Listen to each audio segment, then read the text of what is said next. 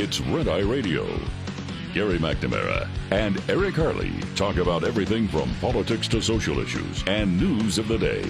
Whether you're up late or you're just starting your day, welcome to the show. From the Uniden America Studios, this is Red Eye Radio.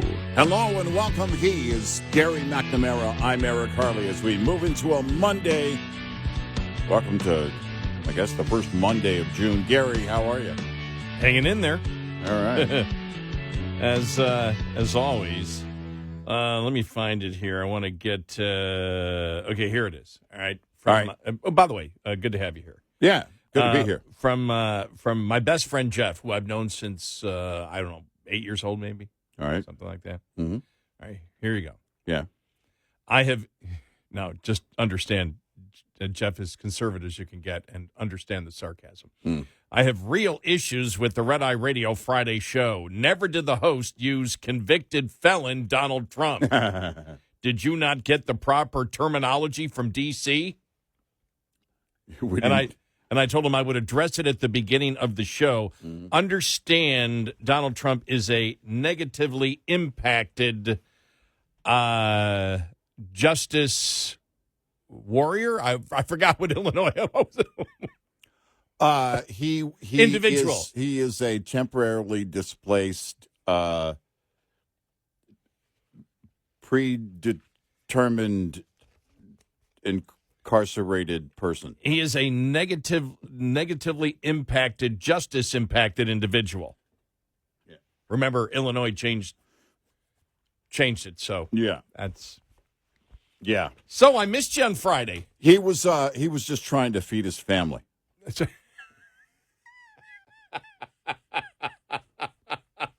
He's got a lot of family to feed. That's all he was trying to do. It's everybody knows. I like that. Just trying to feed his family. Missed your Friday. Yeah. Yeah, I missed me Friday. Where was I Friday? We were at Shell Super Rigs event. It was a great event. And, of course, news was breaking as we were working. A great event out there at Texas Motor Speedway. Mother Nature gave us a little bit of a battle, and I think we won. And, look, it's what we expected. I wouldn't expect anything else. Donald Trump was convicted by a jury of Alvin Bragg's peers. That's the new standard. That's the way it goes. Well, I would say Judge Merchan's peers, because Judge Merchan is one of those peers. He is the one that he's the one that actually set the table. Mm-hmm. But all of this was brought by Alvin Bragg. He brought the case to the table, and Merchan is one of those peers that made it happen. So this was always going to go this way, and I expect nothing less than Merchan to throw down jail time. I could be wrong. I don't know what's going to happen, but I don't think we should expect anything less on July 11th. Yeah, I said the same thing. I said, everybody jumped and said, well, he won't get jail time. I said, don't say that. Don't say that.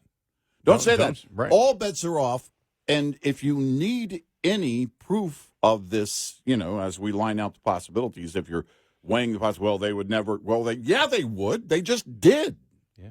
So here we are. I looked at a friend of mine at the event, and I said, mark my words, right now, by now, the fact that we had just learned it, because we probably learned it, 5 minutes after it happened. They're on site out at TMS. They've already raised over $1 million in the first 5 minutes.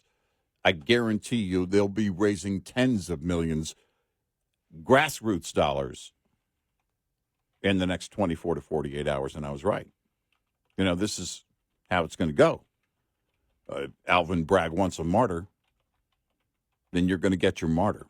And if you're on the left and you hate Donald Trump, you can thank Alvin Bragg if Donald Trump wins November 5th. And the whole thing, but he's a convicted felon. And Merchan. Yep.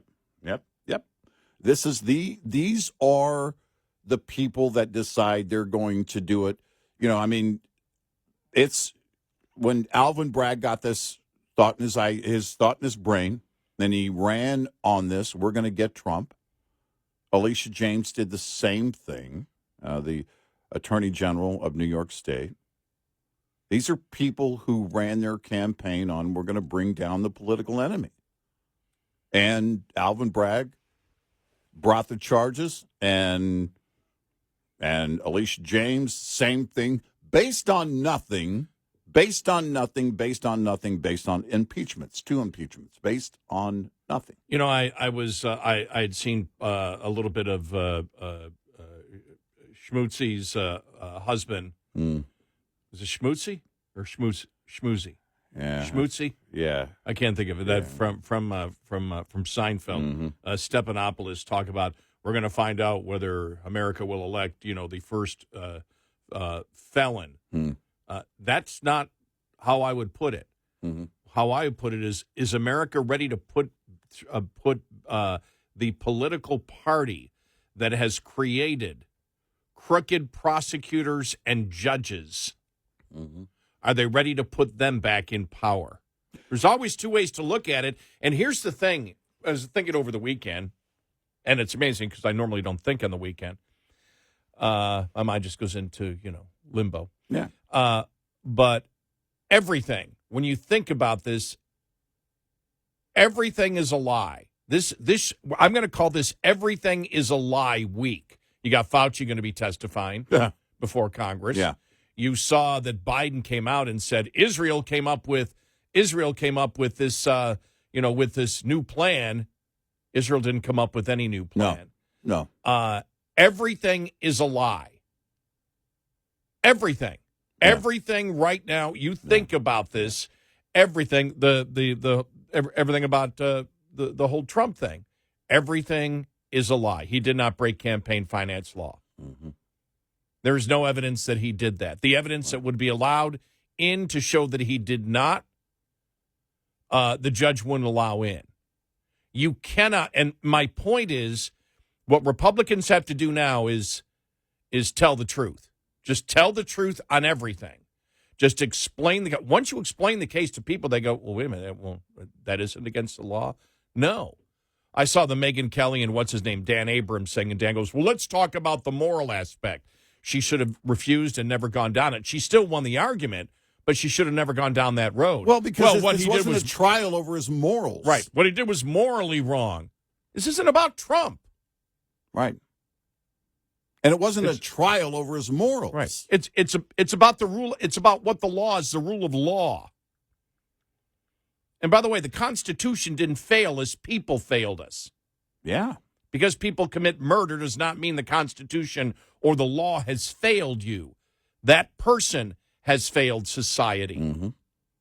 They've failed to live up to the Constitution. Bragg and Mershon both failed to live up to the Constitution. It's that simple. Mm-hmm. And when individuals fail to live up to the Constitution, then people's rights are violated. And that's what you have right here.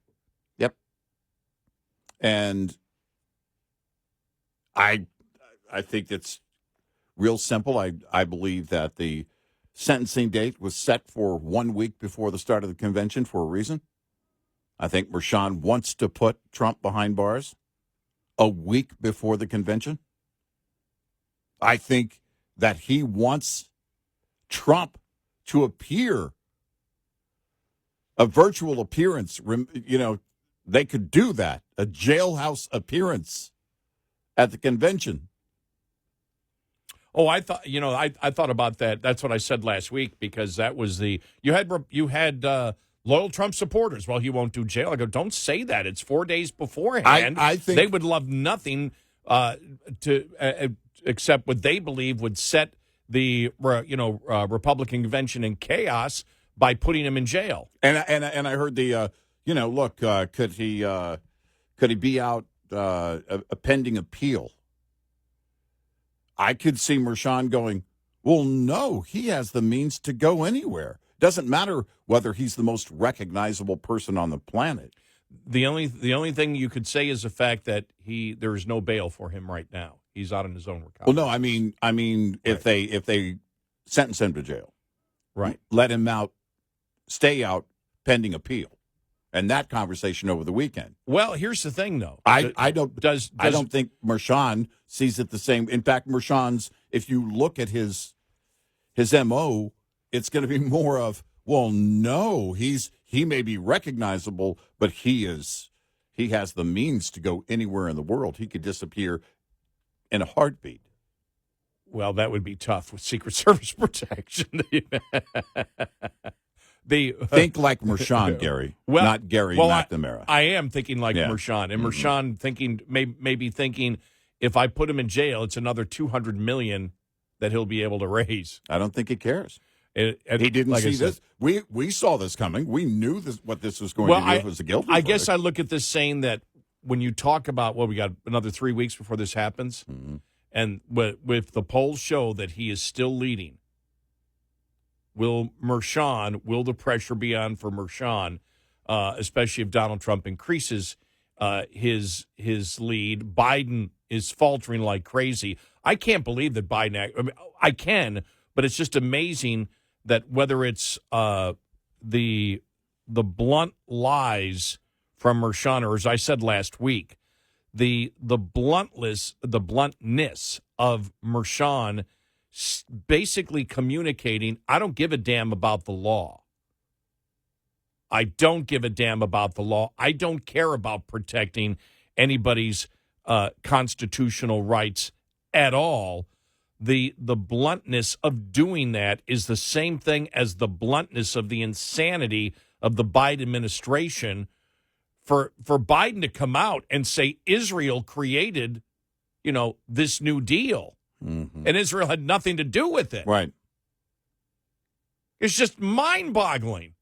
I mean, when you think about it, it's just like, I can lie about anything. It can be the biggest, most obvious lie on the planet, and the people that will vote for me are complete idiots and morons. And so it doesn't matter how big the lie is. It doesn't matter for Mershon how big he promotes his unconstitutional actions towards a defendant. He doesn't care about, I don't think he really cares about any of it. He thinks he's a hero. Mershon thinks he's a hero here. Alvin Bragg, clearly, thinks he's a hero. And he's nothing but another crooked judge is all he is. Right. He shouldn't be presiding over anything. I was reading this. It was on Thomas Sowell's website, his quotes, the quote website. It doesn't matter what rights you have under the Constitution of the United States if the government can punish you for exercising those rights. Exactly. And it doesn't matter what limits the Constitution puts on government officials' power if they can exceed those limits without any adverse consequences. In other words, the Constitution cannot protect you if you don't protect the Constitution with your votes against anyone who violates it. Those government officials who want more power are not going to stop unless they get stopped. As long as millions of Americans vote on the basis of who gives them free stuff, look for their freedom and all of our freedom to be eroded away bit by bit. Our children and grandchildren may come to see the Constitution as just some quaint words from the past that people once took seriously. And that's what we're dealing right now with the Democratic Party. They don't give a damn about the Constitution. No. At all. No. They don't. No. And I talked about it last week. What is the party that wishes to get rid of the First Amendment? It's the Democrats. Right. Who doesn't believe in freedom of religion? It's the Democrats. Who doesn't believe in freedom of speech? It's the Democrats. Oh, they believe in some freedom of speech, but not for the opposition. Yeah, well, in fact, they insist not just on the freedom of speech, but they insist because, remember, silence is violence. Not only freedom of speech, but you better be saying what we're saying. You better be out there and be vocal as we're vocal. By the way, I didn't see what happened at the Pride Parade in Philly. Did in order to stop the blockade, did they have to agree to their own slaughter? Yeah, right. Did the LGBTQ have to agree to their own slaughter? Was that the arrangement? And no homophobia there. Right. We want to kill you. Kill us. Kill us. Right. Please kill us. Yay! We're LGBTQ. Kill us. Kill us. Kill us. Wait a minute. It wouldn't. Number one, doesn't even that rise above homophobia? Doesn't that rise to a killing mindset of gays and transgenders, we don't care. We want our own death now. Were they celebrating that? Were any of the pride parades celebrating kill us? They have to be. This is how insane it got. If you're pro Hamas, you're pro the end of LGBTQ. Oh, did you see the banner in New Orleans, though? It was unveiled on June 1st on Bourbon Street, and it was all the colors of gay pride, and it was Trump pride right there. Trump pride, save our nation. Yeah. Right. And by the way, I'm sure that all people that are gay that part sarcasm in there. But when you see the signs, I'm sure there are people that are gay that don't agree with the "please kill us" mentality. Yeah, the pro Hamas of the pro Hamas LGBTQ out there. Well, but it is humorous to see the insanity. That's we know that to be that's what we believe, and it's a great point. And I'm wondering when we're going to start seeing the separation. Remember, we started asking, okay, when will the feminists start coming out? And you had a handful of them that came out against the whole liberal transgender movement. It started to rise before we asked that question, we asked that question, rather, before it started to rise, and we started hearing voices say that. How long before we hear that from LGBTQ? Hey, we're not pro-Hamas. Those are radicals. We're not the radicals. We're not pro our own destruction. Yeah. Well, what a unique viewpoint that is. Yeah. We like living. That's the new parade. We just want to live. What do we want? To live. When do we want it? Now. We have pride in life. Yeah. Proud to be here. 866-90 Red Eye. This report is brought to you by Shell Rotella. With advanced synthetic technology, is designed to help keep your rig running with more mileage and less maintenance. Every driver knows the cost of replacing tires is a major expense. What if you could save on tire costs without sacrificing performance or safety? Consider retreads, a sustainable, cost-effective way to rack up your miles. The lower price tag of retreads might make it feel like you're sacrificing performance, but many of the quality retreads available today have proven to perform comparable to new tires. Plus, dependable tire performance also has to do with choosing the right retreads for your application and adopting a tire maintenance routine. Determining the position in which your retreads will be placed and what application they'll be used in should be the first steps you take when purchasing tires, whether new or retreads. Coming up, more with Gary McNamara and Eric Harley. It's Red Eye Radio.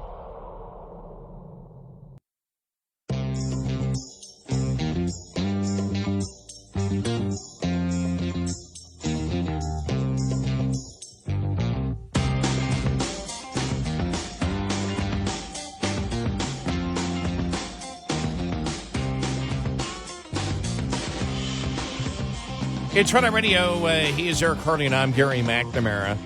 I'll tell you this, though. I mean, on Thursday when the decision came down, of course it was a huge story. But I was thinking to myself, because it's Trump, and because just like the impeachments, how long will this be a big issue? And I already saw it over the weekend. Sunday morning news shows are going to cover it. But there were a lot of other stories out there. For example, think about it. The Caitlin Clark being pushed in the WNBA game. Yeah. When that's a close second of a story on social media, right, you're like, oh, okay. It's like now the support for Trump is huge. That's the problem that the Democrats are going to have, is that they think not covering this or, just kind of ignoring this story or whatever they're going to do with it, that it's going to go away. But with his base is growing.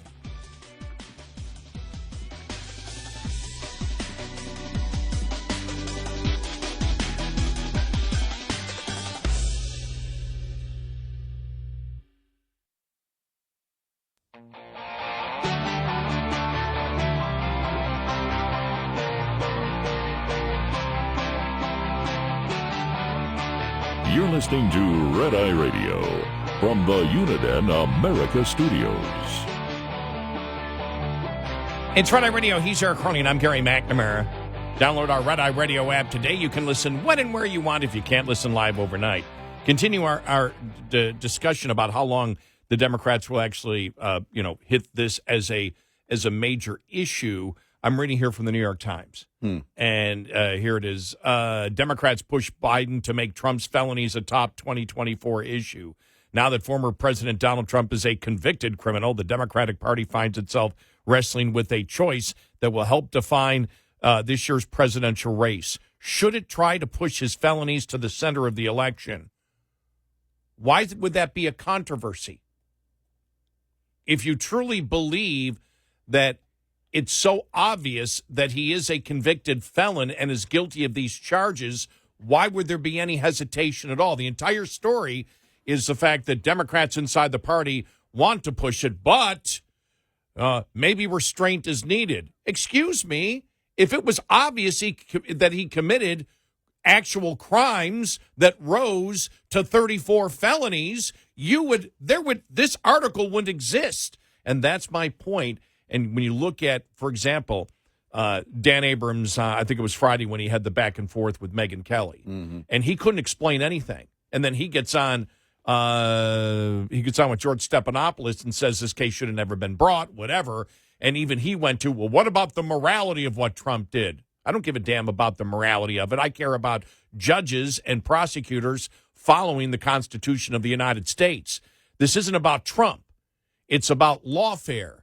It's about the rot inside of our justice system today. It's the rot that we've seen in the FBI, the rot we've seen in our intelligence agencies, the rot that we've seen in this presidential administration, the rot that we see in the judicial system today, the rot that we see in the prosecutorial system today. That's what I'm concerned about.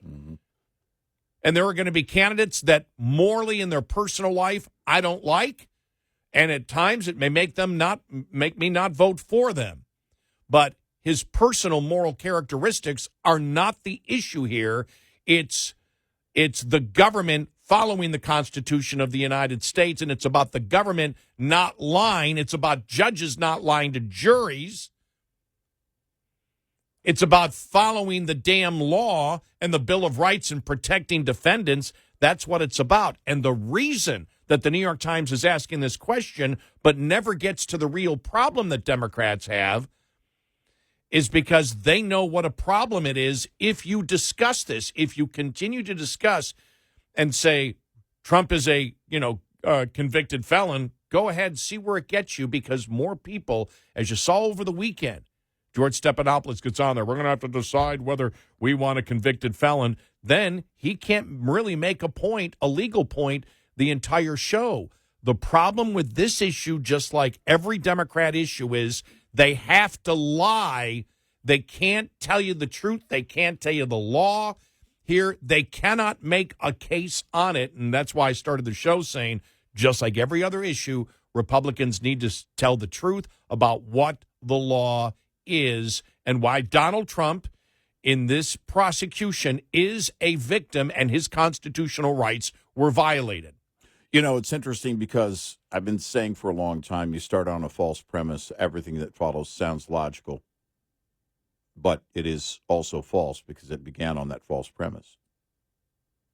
That's how Bragg pulled this off. And Jonathan Turley on Thursday evening actually was kind of saying the same thing. He said, look, I don't think the jury really had any choice based on what Bragg presented to them and how Mershon addressed it in the instructions. That they were going based on what Bragg was saying. So essentially, Bragg started on this false premise. These were not laws that were broken. But the question essentially becomes, the jury, do you believe that he did what Bragg said he did? Well, yeah, it's not against the law. And that's the problem. Start on that false premise. And then the Democrats take it even further. Well, now we don't have to go back. We're not going to address the fact that it is not law-breaking that's going on here. We're just going to go on with the label as they did twice impeached, convicted felon, and carry it because politically that's what you do. But there's no way to address the merits of this case for them. You have to ignore them and just stay on that false premise until at least November 5th. Well, one of the reasons, and I brought this up on Friday's show, is you haven't heard the Democrats say twice impeached president for the last year. They don't use it anymore. Right. Because it's not effective. And I wonder how, and that's my point here, is I could see the weekend going through. It's like Thursday and, Thursday afternoon, Thursday night, all Friday. It was a talk, sort of died Friday. It's this sort of got pushed out of the news a little bit when Caitlin Clark got pushed in an NBA game or WNBA game. Well, because that's I mean, you're right. And I started seeing it. Actually, I started seeing it Friday evening. I'm like, what am I missing here? I started seeing other stories that were rising to the top, and I thought, hold on. I know the world keeps going, things keep going on, and journalists have to do other things. But you and I have been doing this for a long time. This is an unprecedented situation, and everything should have been plastered by the liberal media. And the reason you don't see that is because what do they do in digital? Well, if you're Dan Abrams or if you're a Stephanopoulos or any of them, you can just say things and you don't have to get into the weeds on it. If you're going to write a long story about this over and over again, I'm talking about posting a story on this over and over again, you kind of have to get in the weeds, which means you have to break down the merits of the case, and they can't do that. And the other problem with them, too, is I think that a significant portion of the liberal media, they know the more we do this, the more we build the martyr. That the more we do this, look at the fundraising that happened Thursday evening. Look at the fundraising that is still blazing. Major donors coming in saying, yep, this is because, again, it's not about Donald Trump. This is the difference. The difference is they just made this election not about Donald Trump. It's about the lawfare. Donald Trump's base was never going away. What they did is now built his base based on lawfare. And that's what's different here, and they can't change that before November 5th. Well, and the other thing is, look, inflation's always going to be sitting back in the people's minds. But I started thinking, when will the other issues and inflation may rise again because this may become settled where people say, okay, lawfare, I'm going to vote Republican because of the lawfare that exists today, which is the Democrats not following the Constitution. Mm-hmm. And this is how I think I went, oh, okay, will they try the same thing with Justice Alito? Will they try the same thing? You saw Schumer coming out saying, we're going to go after the collusion of the oil companies. Yeah. There's never been any evidence of collusion between the oil companies. No. And I'm like, okay, anybody now is a target for unconstitutional prosecution. Because if they got away with it with the president, with President Trump, then they're going to try to get away with it with whomever they possibly can that fits their narrative, because they look at it and they go, we got the pride. We got the milkshake with the cherry on top here. Well, that's it. And so oil companies, let's start putting those people in jail. It. Yeah. Let's start going after Supreme Court justices. Let's make up, because this was a made-up crime. Mm-hmm. The crime doesn't exist. They made it up. Yep. They concocted a crime. They took bits and pieces of crimes and combined them together into a pile of manure. Yeah. Manure fair. Yes. I mean, it's a heaping, steaming pile. And that's the problem that they have. And I want to play this just a couple of audio cuts, because really the one thing was, and you and I have gone to Dan Abrams' website before. What is it? Law? I keep thinking Law and Order. I forgot what it is. Law and something. Law and Crime, or is that Law another Law and Order show? Well, well, I mean, he's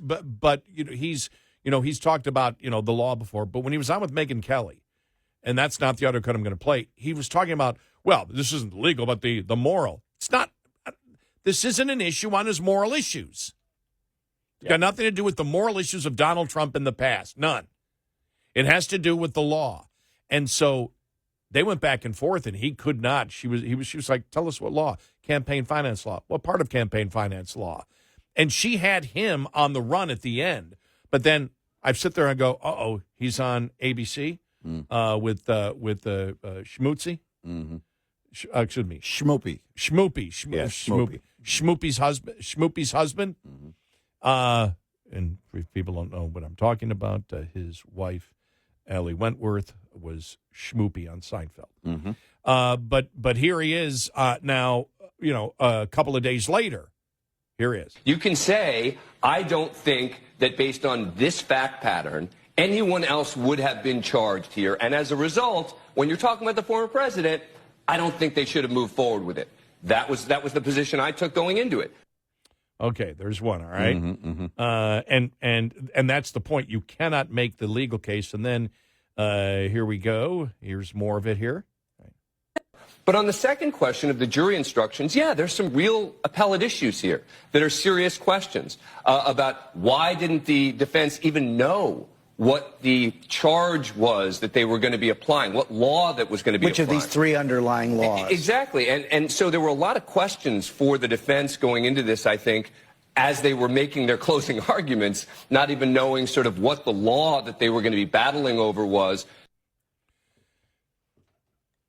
That's on one of the most liberal Sunday morning shows in the history of the United States. Yeah. And so you cannot, it's the problem that they have. The Democrats can't explain what law Trump broke. No, they can't. No, they can't. That's it. And that's why you didn't, when you see it plastered as it should have been over the weekend by liberal media publications, it would have been the breakdowns of whatever analysts they had on board.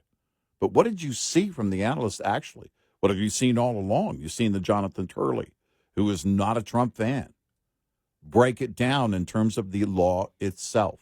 You've seen Andrew McCarthy, again, not a Trump fan, who's broken it down time and time again. Where's the liberal media with their analysts where they break it down? Over the weekend, it should have been, hey, he broke the law. And for those asking, I said it a couple of weeks ago. If he's convicted, if it's a guilty verdict, the entire world, the people who don't pay attention every day will pay attention and ask what happened. And the answer, if something had actually happened here, if he had actually been convicted of committing crimes, the answer by the liberal media would have been explainers all weekend. Here's why it matters. All of that, they would have written every article over and over again as to, okay, if you weren't paying attention, here's what he did and how he broke the law, and here's where the law clearly states it, and here's why it's 34 counts of this. And they couldn't do that. Nope. 866-90-RED-EYE. Lines open for your calls. 866-90-RED-EYE on Red Eye Radio.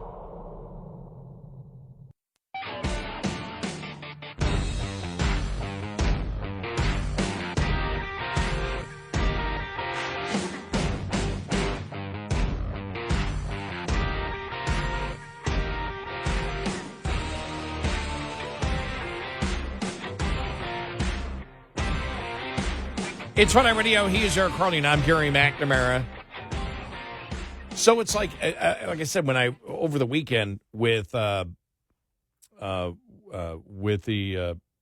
left having trouble explaining what Trump was convicted of, and Stephanopoulos, Schmoopy's husband, even I'd say, the three different things he could have been charged with. We still don't know because the jury came back. We don't know we don't know what the jury convicted of. We don't. We don't know of the elements of the crime, what the jury convicted Trump of. I mean, it's just, Well, it's so that's the thing. mind-boggling, insane. Turley said that. Jonathan Turley said Thursday evening, he said, I'm afraid we'll never know. We may never learn what the jury did, all the details of what the jury did. And that's true. But that's the world we live in. This is what the left has created. This is what Eric and Gary warned you about decades ago. Well, it's going to be 19 years next month. Yeah. We've been talking about where this leads. If they can get away with this kind of, well, no, that's a girl, not a boy. Well, no, it's a biological boy. If they can get away with this and that, they can just make it up. Israel, they were the ones who designed the deal, right, Gary? Just make it up. Just make it up. Make it up as you go along. Top of the Hour News is brought to you by House Products. Visit houseproducts.com. This is Red Eye Radio on Westwood One.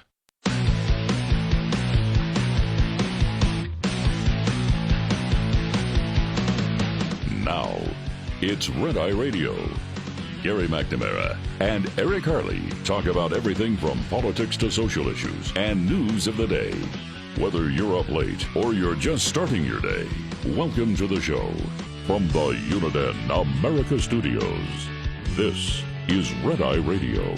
All across America and around the planet, we are Red Eye Radio. He is Eric Harley, and I'm Gary McNamara. Welcome and good morning.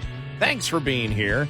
Thank you. All right, let's play Maxine Waters. You ready? Maxine Waters talking about Republicans. Okay. Here we go. I am going to spend some time with the criminal justice system, with the justice system, asking them, tell us what's going on with the domestic terrorists. Are they preparing a civil war against us? Should we be concerned about our safety? What is he doing with this divisive language? It is dangerous, and we're going to have to make sure that we understand that we're not at risk with this man talking in the way that he's doing. I agree. If by this man she means Biden and the domestic terrorists being the pro-Hamas protesters, yeah. Well, I don't think that's what she meant. Oh, you don't think so? No. Oh. Darn it. I thought I had found some common ground with Maxine Waters. Oh, well, I'll keep trying. Yeah, this is, the Democrats need to be worried about, and I think they are. I think what we're seeing, I think that's actually part of it, the fear building. But they know what's going on. They see the numbers of what happened Thursday evening and into the weekend. They see their own candidate faltering at every turn. What's going on? Seriously, where he's just kind of walking and then he stops and he looks around like he doesn't know where he is. Oh, wait a minute. The one where he finished his statement on Trump, walked off, and the reporter was screaming, Donald Trump says he's a political prisoner. Do you have any response to that? And he just stops. Yeah, that. Turns very slowly. He's looking. You know what he looked? You know what it reminded me of? First off, the movie They Live, but and we're all out of bubblegum. But it was almost as if he was possessed by an evil spirit. It was weird. That's the one I was talking about. Right, where it's just he's got the weird, but the way that the smile kind of overtakes his face. Slowly and gradually, kind of in a bizarre way. It was like Dr. Evil. It really was. Well, it really was. I mean, how about now? And the first thing I said was, wow, I'd make that into a commercial. 3 hours later, it was a commercial. It was a commercial. It was a political ad that the Trump campaign put out. Yeah. With the music behind it and Trump just turning because it looks like he's saying, yeah, he is a political prisoner. Yeah. That's how it came across. Right. I was just, and it was like, it was one of those, damn right, smiles. That's exactly what it was. I know. Yeah. And it was very Biden-esque. That kind of response is exactly what you get from Biden on a number of things. That's his arrogance and defiance playing out right there in that moment, but also the weird, and just the way he just stopped walking. I was just really, we need to, hey, plug the Roomba. The Roomba needs to be plugged in all night. We told you that. Wandering around just aimlessly. And the weird smile is just, that was, it also it became a GIF over the weekend. Just, I mean, throw your own comedy onto it. But this is the problem that the left has over and over again. The Democratic Party, you want to talk about bizarre, you want to talk about conventions and what the GOP convention might look like in July. Well, let's talk about what's going to happen in Chicago with the Democrats. Let's talk about this president being on stage. Because if we're at that point, Mershon, we talked about it before the verdict. You want to create the martyr, create the martyr. Does he care about it? That's the question, right? Mm-hmm. Well, so far he doesn't care about it. We know he doesn't care about it. And if on July 11th he shows he doesn't care about it, if he thinks, and I believe he does, I have to believe that he thinks this, that putting Trump behind bars is the only way to save Joe Biden. You put Trump behind bars, and you saw it from the Trump campaign, the Trump folks over since Thursday.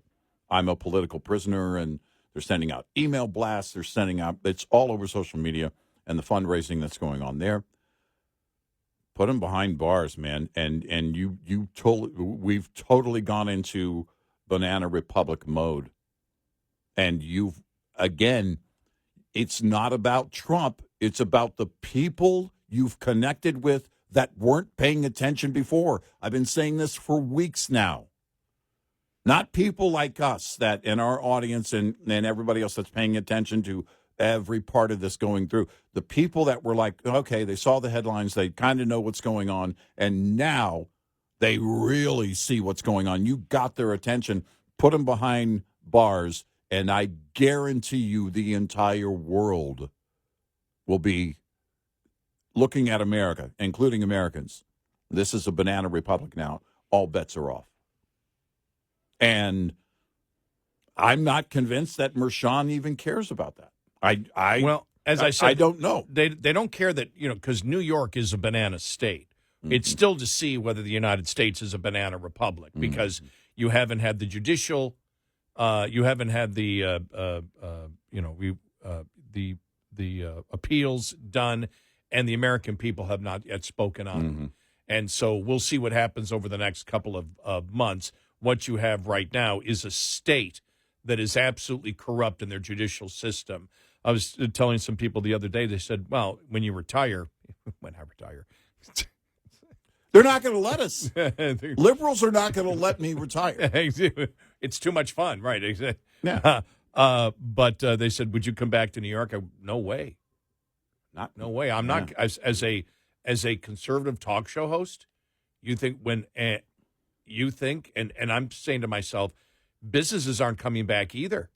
Businesses, think about that. And we talked about this a little bit. If Trump is convicted of this, now business fraud is completely different from what it used to be. Right. And fraud itself. And as we said, after Letitia James and the civil suit, as we said, I don't see how every dealership can't be brought up for every single automobile dealership should be able to be brought up on fraud charges. By the way, I'm not advocating that. I'm just saying. It's actually the OEM's even bigger. Yeah, you're right. You're right. It's forget manufacturer. Forget about the dealerships. It's the OEMs. It's the OEMs. It's the big money. You go after them for fraud because has anybody ever paid MSRP for a car? Because that's a manufacturer's suggested retail price. Right. Which means that's what you're valuing the vehicle at. Right. That's not the value of a vehicle. It's not what people pay. That's fraud by the OEMs, and James should file suit. Right. And that's the problem. Who wants to do business in New York? Right. And you've seen that the billionaires, they want out of New York. Mm-hmm. And the problem is, whether it's California, whether it's New York, whether it's Illinois, when you have these people that are billionaires that make up 50%, over 50% of the tax revenue of these states, you have a couple of dozen move, and they're in trouble. It's As over. we're seeing in California with their deficit right now, people. That's why California was like, well, we got to come up with a way where if you move, we can tax you still for the next 10 years. Mm-hmm. It's like, yeah, go. That's how concerned they are. California is proposing that we can tax you after you leave the state. Because they're so paranoid about what's going on. I have a family member who has worked for and now works again for a billionaire's family. There's an older father and a son, and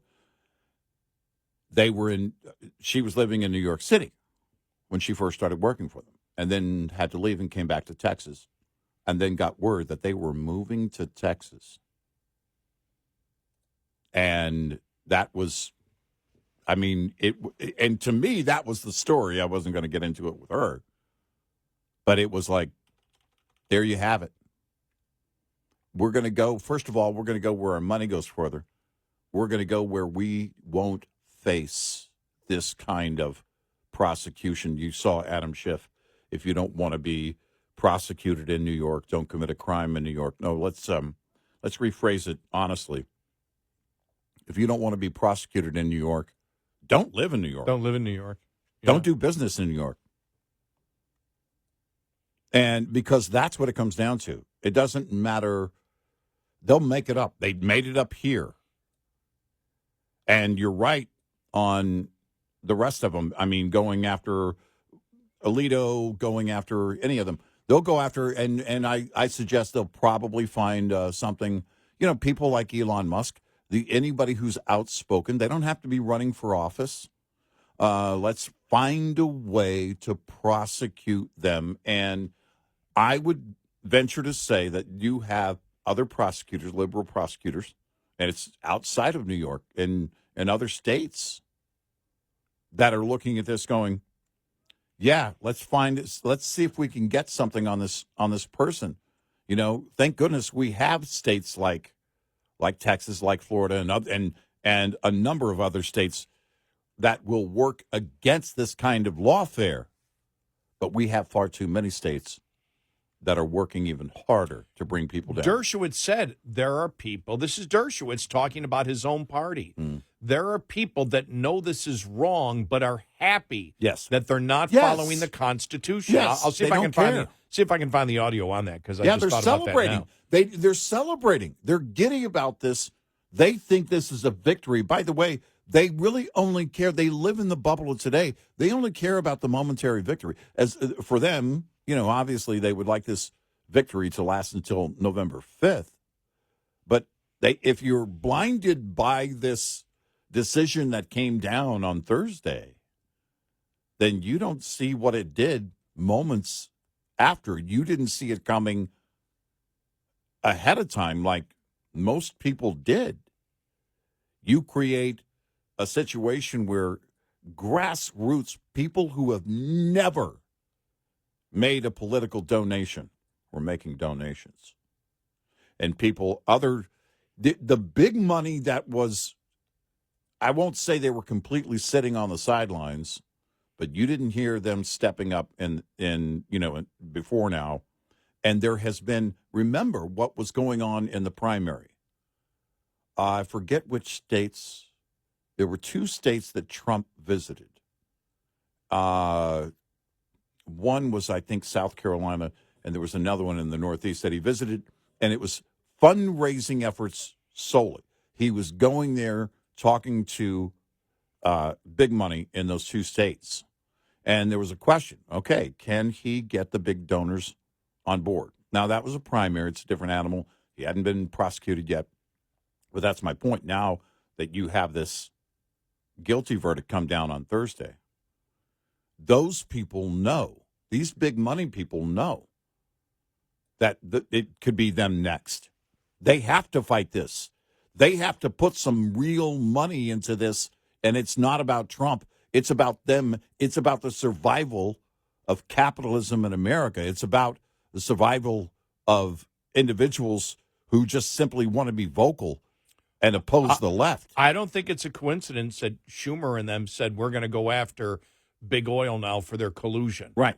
Because how many times has this been? God, I've been a talk show host for 35 years and covering news for 42. Mm-hmm. And they've never found collusion. And it's like, here we go again, election time. But now they understand we've been able to throw away the Constitution and go after and convict a former president of a made-up crime. Well, then, my God, let's get this to James in New York. And I can just see this. And she can find fraud. Oh, yeah. And find them billions upon billions of dollars and try to put them out of business. Because if they could find Trump for what he did, was it $450 million? Yeah. They could bankrupt every single oil company, which would be their goal. Oh, yeah. Yeah. Yeah. Tens of billions. I could see it. 866-90-RED-EYE.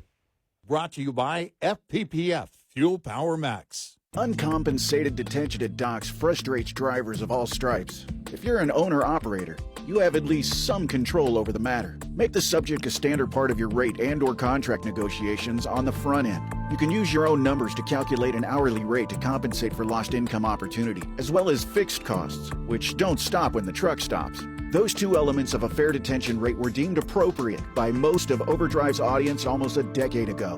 We've used income, fixed costs, and miles average of our owner-operator business services from ATBS's clients to compute an average $64 an hour detention rate then. And 10 years later, the figure is $83 an hour. Use your own numbers to calculate your rate. A simple conversation with any broker or shipper or your carrier if you're leased about what you're putting in the rate might yield results you don't expect. Owner-Operator Business 101 is provided by Overdrive's Partners in Business program.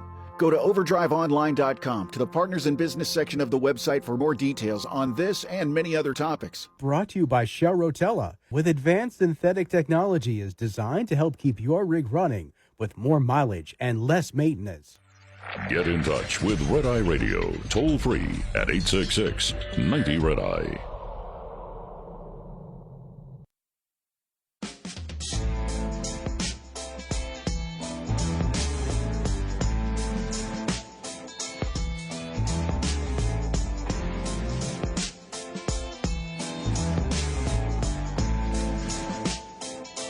It's Red Eye Radio. He is Eric Harley, and I'm Gary McNamara. Good morning. Thank you for being here this morning. The conversation just continues. Right. Through the breaks here. Yeah. We're talking, then we break, and we're talking, then we come back. I'm like, okay, where were we? We've been talking for 3 minmes. We covered three other topics, folks, while y'all were gone. So that just, No, but I think it is. I think this weekend was a great analogy of where liberalism stands right now. Yeah, I mean that's it. And we were talking about basically during the break how liberalism, I mean in everything you see it everywhere, and how I was saying during the break how it corrupts, it distorts things. You and I have been with liberal media groups that cover the financial markets.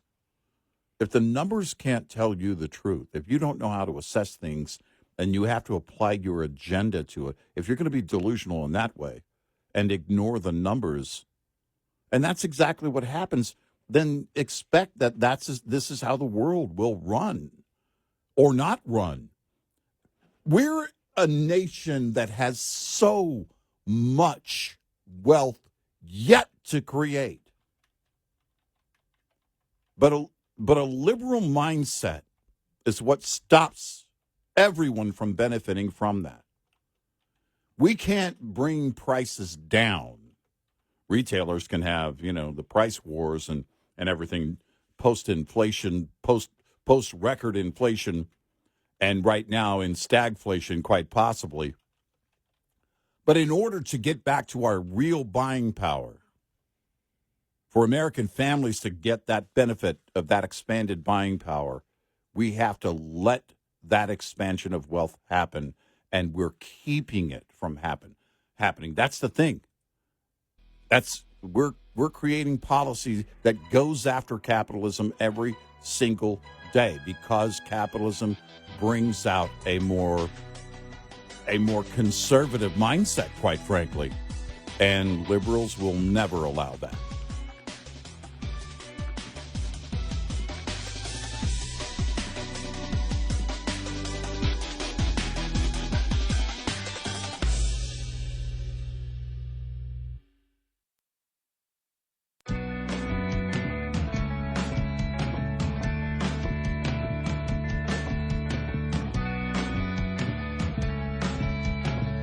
Observing and analyzing the insanity. Eric Harley and Gary McNamara. Nightly on Red Eye Radio.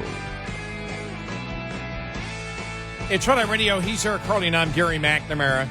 By the way, just one clarification. Alan Dershowitz was saying that don't expect anything from the appellate process. He's talking about the state courts. Yeah, right. He's talking about the New York State Court. Yeah. That and that's because New York is now a banana republic. Mm-hmm. They're a banana state. There's no question. People say, well, we're in a banana republic. Well, you have a banana state. It's still to see whether we're a banana republic. Federal courts, I'm sure, when it gets up there, will say his constitutional rights have been violated and will throw it out. Mm-hmm. If it gets to the Supreme Court, may not have to get to the Supreme Court to get to that point. New York, though, I don't have any hope for. I agree with Dershowitz there. They are corrupt completely. Yeah, there's no doubt. There's no way around that now. And if there's no way to reverse that. I mean, there is a way to reverse it. Let me say that I don't see that happening anytime soon because you're going to have to elect different officials, and that's not going to happen. And so now, if they don't, if they surprise me, I'll be the first to congratulate them for making the right decision. I'll be the first to say I was, but I'm not going to say I was until they prove me. Right. If they make which decision? You mean on the federal court or? No, if the state appellate court makes the right decision and overturns state appellate court. Okay. Then I will gladly say I am wrong. Yeah, I think, I don't expect it. I don't expect Mershon to go, yeah, okay, 2 months probation. And, it's been a long thing, so we'll reduce it down to 1 week. His probation will end at the end of the convention. Or day after the election. Yeah, right, yeah. Yeah, he'll be in jail till November 6th.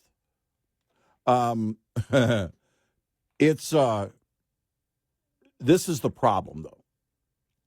You've already built it. The verdict coming down, Mershon's behavior. You have the prosecution for... The prosecution starts it all by building the case and bringing the case, or quite the opposite. It's not an actual case.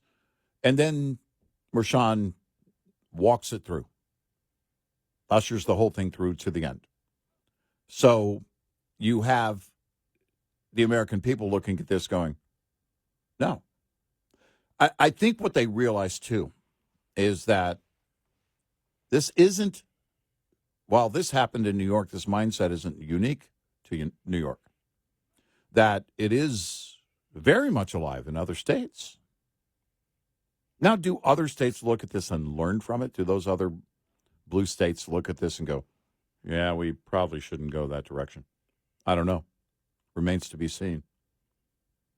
But this is what we talked about when Letitia James was going through the civil case against Trump is that there are other very liberal attorneys general in other states. There are other very liberal prosecutors in other areas in other states. So the mindset is shared by them. The question is, and that's, this is exactly what Schumer's talking about. They want to go after big oil because, look, if they can impede big oil's ability to help expand an economy permanently and then break them, then it's one step closer to a couple of things. Socialism, of course, but within that socialist realm of breaking corporations and having people rely more on the government, but also the government taking over eventually the means of production, including energy. Even Mediaite, again, doesn't tell the truth in their headline. Dershowitz argues no judge will overturn Trump conviction out of fear of suffering his fate, being shunned on Martha's Vineyard. I just he didn't say that. Mm. He didn't say no judge. He explained he has to appeal first to the New York system, and the New York system are all judges that don't want to be responsible for freeing Donald Trump. These are people with their families. These are people who don't want to be Dershowized. People know that what happened to me when I defended Donald Trump on the floor of the Senate. Mm-hmm. Nobody on Martha's Vineyard would speak to me. Mm-hmm. Harvard Law School canceled me after I'd been there for 50 years, and judges don't want that happening to them. So I am not encouraged to get a fair appeal. He was talking the state level because then he said it's possible ultimately he may get to the Supreme Court, but by that time the election will be over. By the way, it's also important, when the media, when anybody misquotes him or points to that whole Martha's Vineyard thing, that he's not just spouting something off. He's referring to exactly what happened to him. Right. And a lot of people don't understand that or remember it or even know it. And so it bears explaining there. But this is, he's right.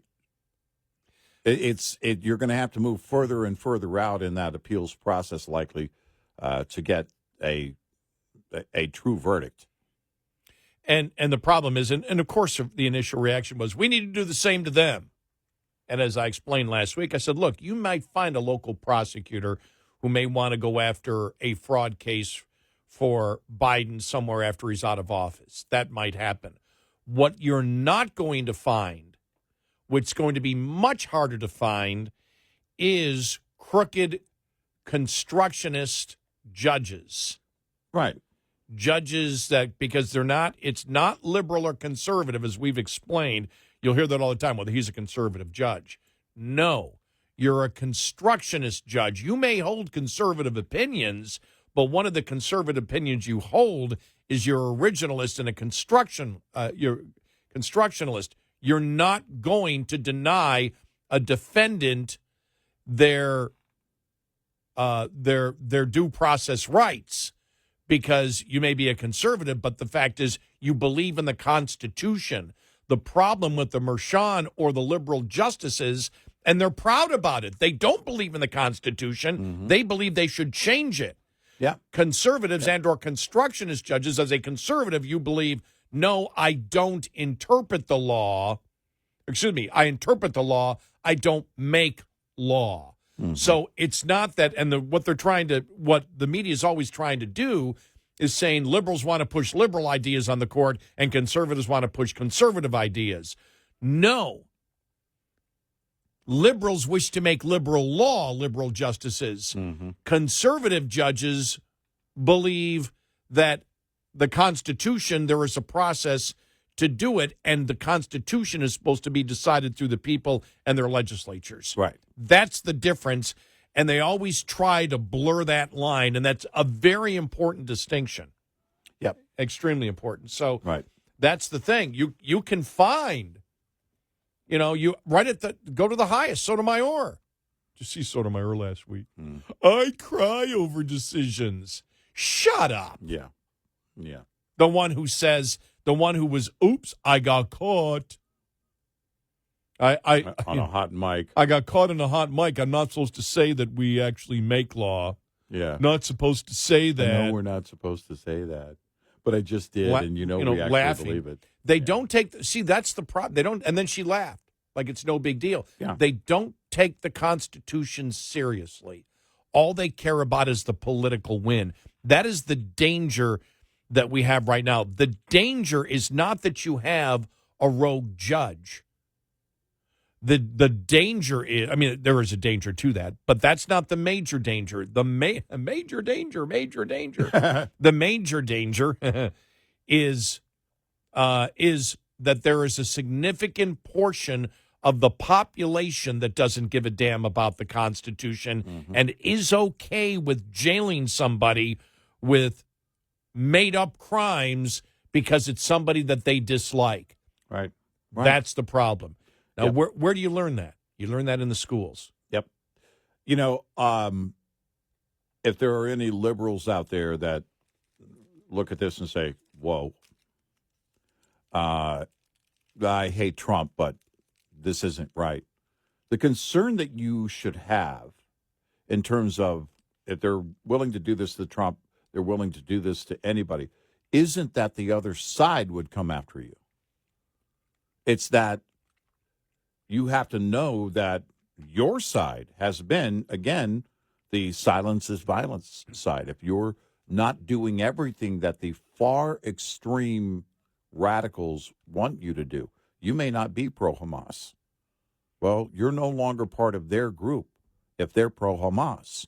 The point being is liberalism, this is what it creates. So a prosecutor that may be very liberal may come after you if you're not walking the line, if you're not towing the line for them, if you're not doing everything that they think you should be doing. You're a political enemy if you're not marching in the march, if you're not holding the protest sign, if you're not as angry as they are. Full stop. So your fear should be not that, well, a conservative judge or a conservative prosecutor. No. Your fears of liberals should be, yeah, the liberal prosecutors who make it up could make it up about me. They could decide for whatever reason that I'm worthy of going after. And that's where you should fear. That's what this has become. And it has to be stopped. As a nation, we can make different choices. And so far, we haven't. So far too many people are making these choices to allow this to happen. Why? Why Trump? One guy, his words. Who's a moderate on the issues. His actions spell out a political moderate as a president. And you can't even, we went back, go back to all of the things on the border. And while he was president and running the first time, should we have a stronger border? Yes. Do you want the wall? Well, no, because the wall became Trump's thing, right? And so they were, do you believe the Iran deal should have been done by the president or Congress? Well, it should have been done by Congress.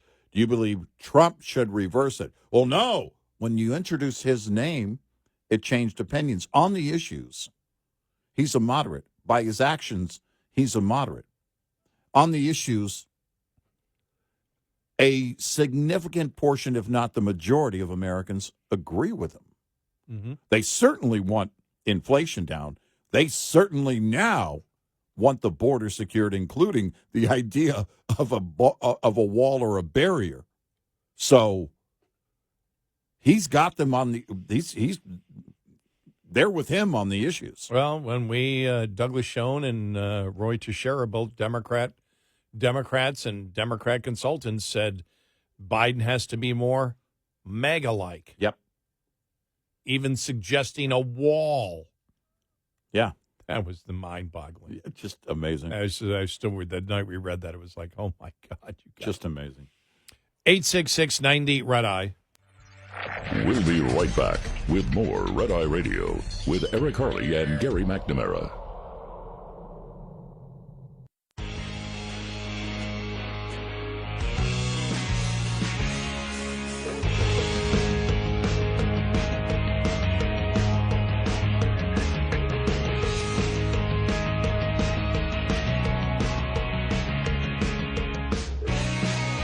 It's Red Eye Radio. He's Eric Harley, and I'm Gary McNamara. Another investor won't do business in New York. We'll get to that. And I guess in his last act of virtue signaling, Joe Manchin became an independent. Yeah, okay. Wow. On his way out the door. And by the way, I'm leaving the party.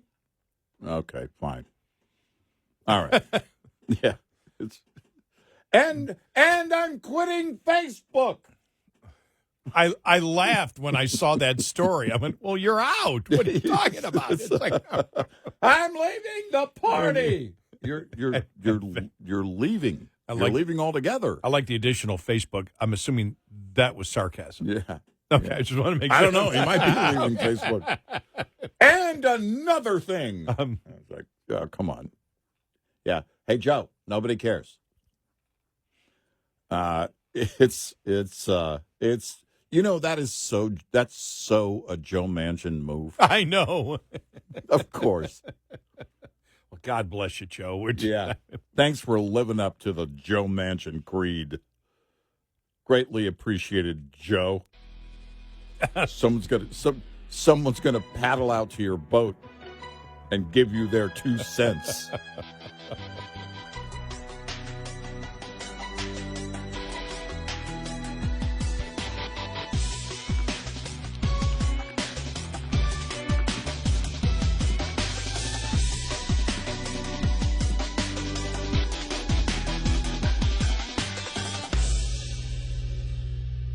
This is Red Eye Radio on Westwood One.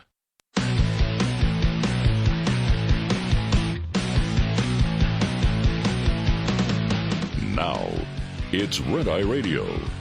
Gary McNamara and Eric Harley talk about everything from politics to social issues and news of the day. Whether you're up late or you're just starting your day, welcome to the show. From the Uniden America Studios, this is Red Eye Radio. All across America and around the planet, we are Red Eye Radio. He is Eric Harley, and I'm Gary McNamara. Good morning. So, of course, I hadn't looked at the Babylon Bee for about a week. Yeah. So, this is really good. Trump reminds media he prefers the term justice-impacted individual. New York prosecutor says nobody in America is above the law he made up to convict them. Democrats celebrate Trump being convicted of whatever it was he did. Yeah, right, exactly. Whatever it was. 12 jurors unanimously vote to ensure Trump re-election. Yeah, I saw that one last week, yeah. Banana Republic's starting to feel kind of bad for the United States.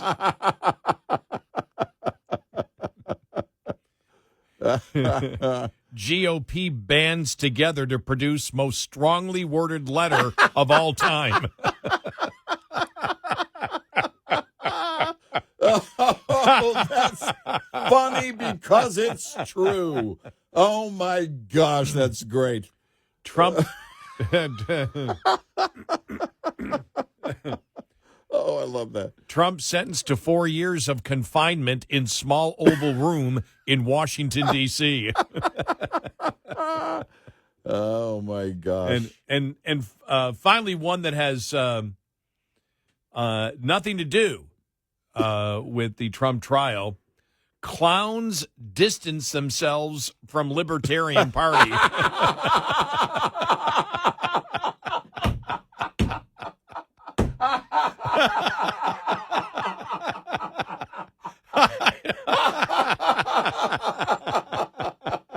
That's funny in so many ways and for so many reasons. That is great. That's a brilliant headline. Oh, my gosh. Give the Babylon Bee an award, man. Seriously, that's funny.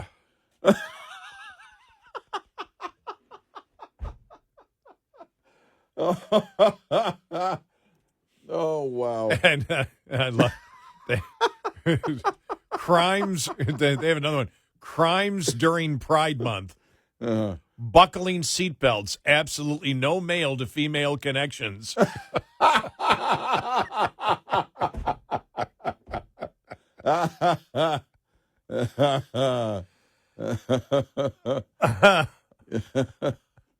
Wow. Men wearing shorts that go below the knee. Skies out, thighs out.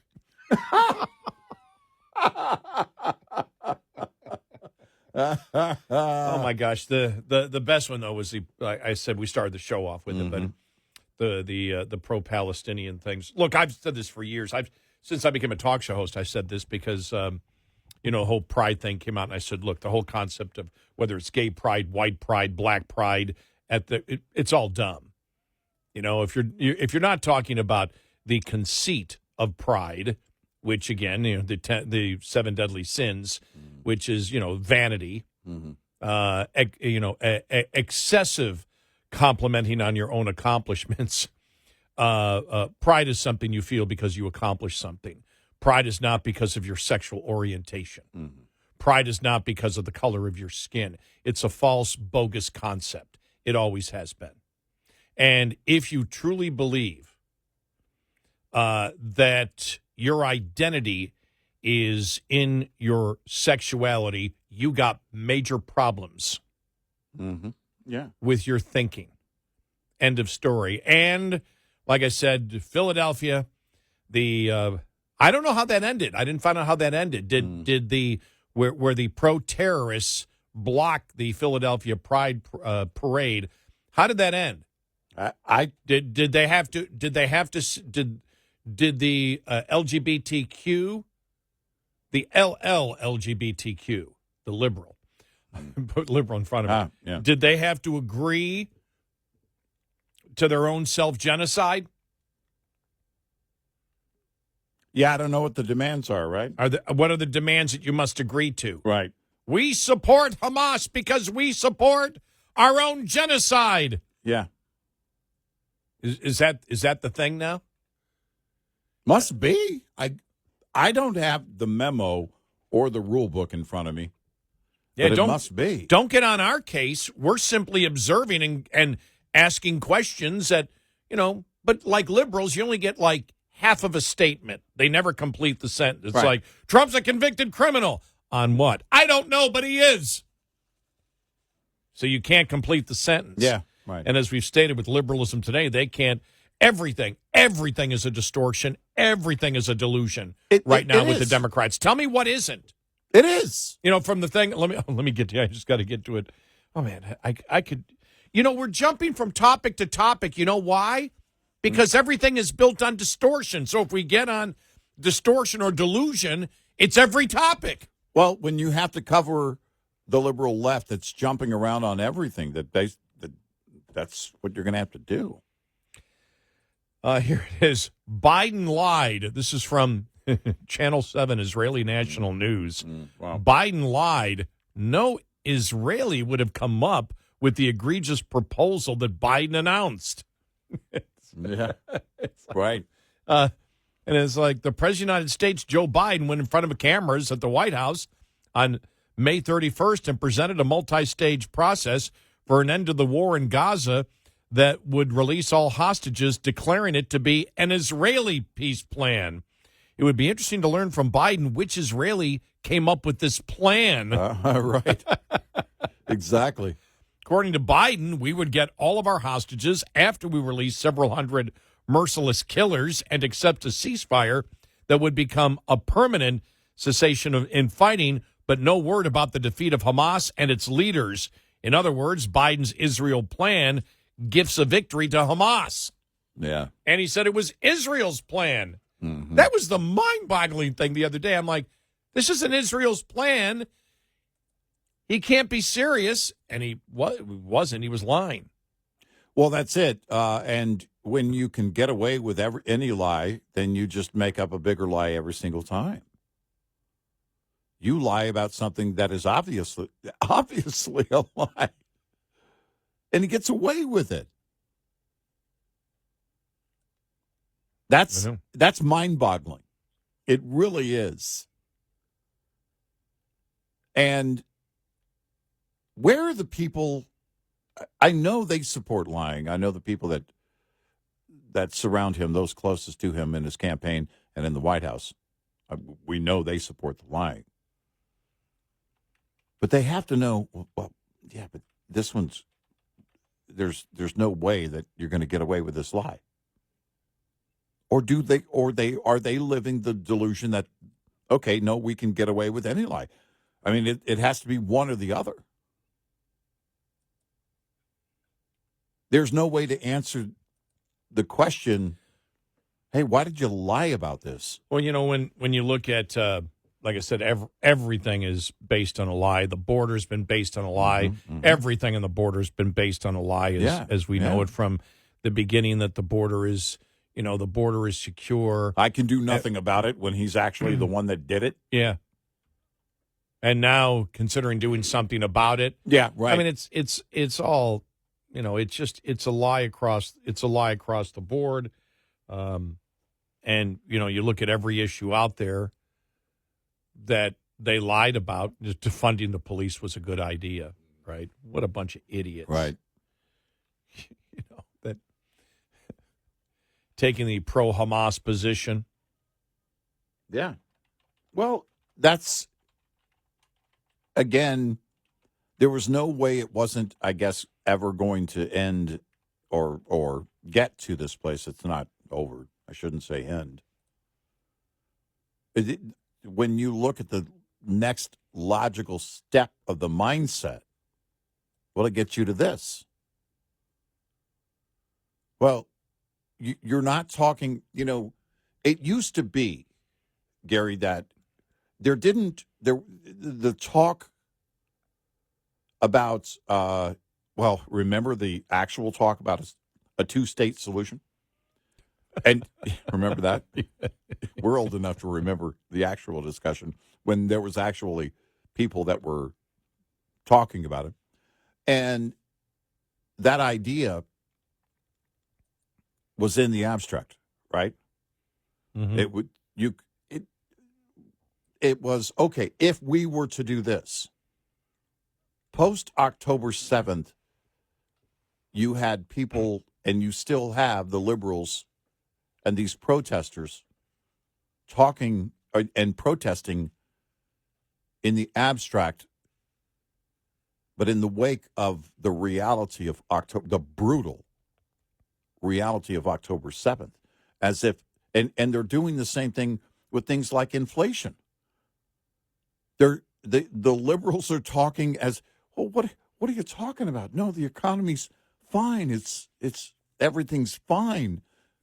Americans are dealing with the reality. Israel is dealing with the reality of Hamas. The world is dealing with the threat of all of Iran's proxies right now in reality. And they're still talking in the abstract, because when you live in a delusional state, nothing is real. Nothing is reality. Nothing is real. And that's why we stayed a long, long time ago. And there were people that disagreed with this, said, you guys are going too far. We said, we're not going too far. Mm-mm. The entire radical transgender movement. As soon as you say that a man can be a woman because a man says so, and you and I remember the evolution of it, because it first was, well, no, a man can be a woman. Then they changed, go, no, gender and sex are two different things. We said, then why are you insisting that men play sports against women? Right. If gender and sex are two different things, if you're saying your gender is, and as we went back and looked at the history of this entire thing, and it was the late 70s when it started first from, the radical left trying to, say that, gender is not sex, and gender has always been referred to as sex before that. Mm-hmm. Then they attempted to separate it, that gender isn't sex, and then our point was, then why are you saying that men should play against women, that a man is a woman if a man says so? You can't have it both ways. And then finally they just dropped that argument. And we don't know. We never got the memo when they changed it and then gender became sex again and men should be able to compete against women and women should shut up. Then it became absolute misogyny and the bullying and the threatening of women, not just women hating, but the threatening and bullying of women that disagree with you. Well, if that's your point of view, then everything that you state after that has to be suspect. Yeah. Every single thing, once you jump aboard and say science does not exist with sex, then I have to doubt any other argument that you make. I'm going to go over the minutia of everything that you do from that point on because that is so insane. And if you hold a completely insane opinion, then we have to question all of your opinions. Right. Well, because we have to question your logic. Or lack thereof. Yep. 866-90 Red Eye. Coming up, more with Gary McNamara and Eric Harley. It's Red Eye Radio.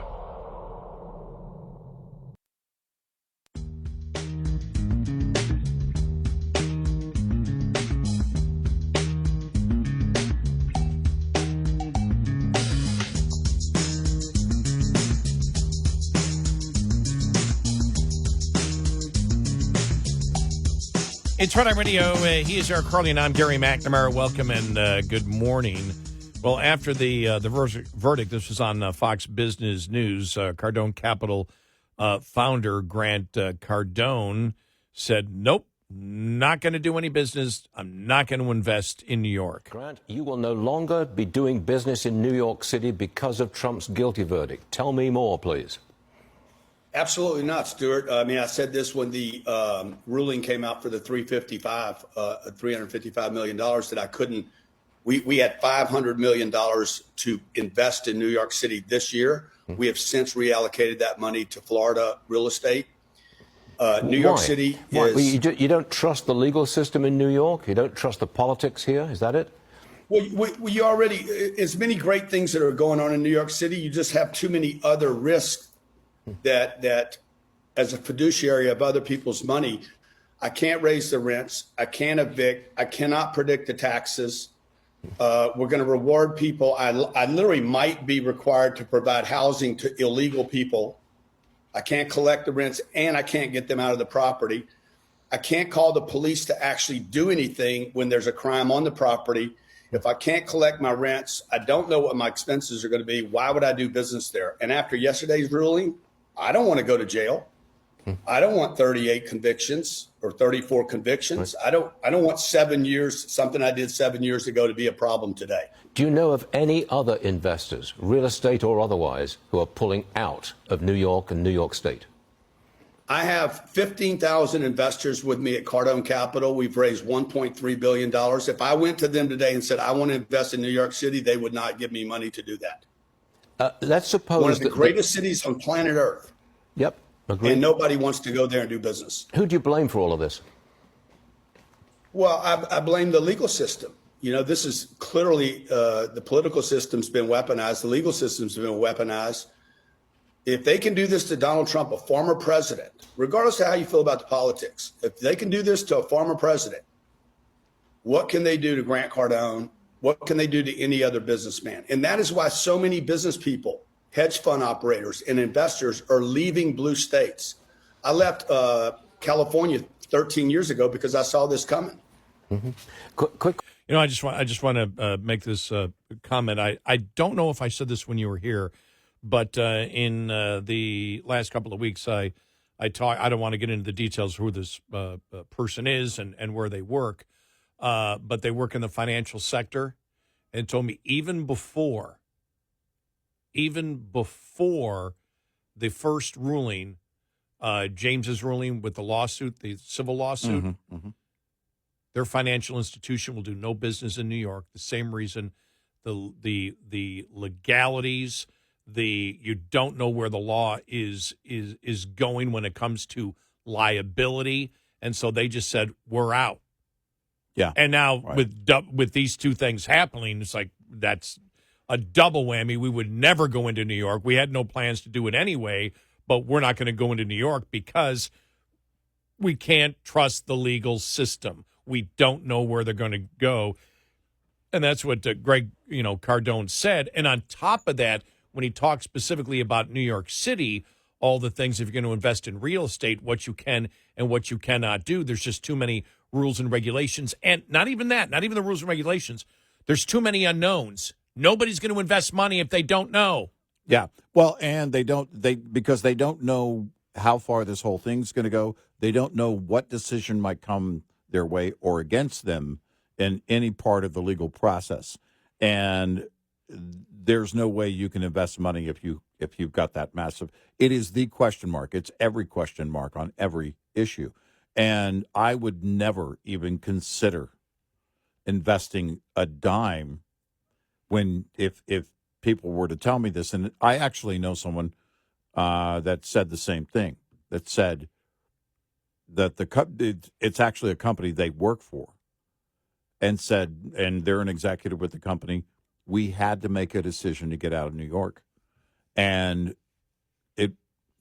you just can't do business that way. I had someone who was from Europe talking to them over the weekend, and they said, one of the things about when I go back home, when people talk about, planning something, okay, I got to do this, there's so much to go through, the red tape and regulations and everything else that you have to do that you have to go through to do the simplest thing. And here in the States, there's so much, it's so much different that you can just do these things. You may have to have a permit or whatever it might take, but you have to do these things. If the states are going to become more like that, a banana state, if New York is going to be a banana state, well, expect people to move out.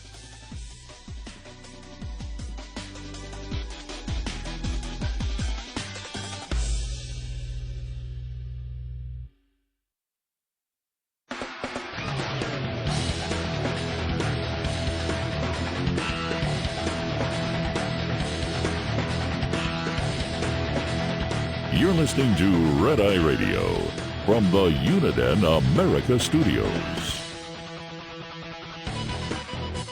It's Red Eye Radio. He's Eric Harley, and I'm Gary McNamara. Download our Red Eye Radio app today, and you can listen when and where you choose.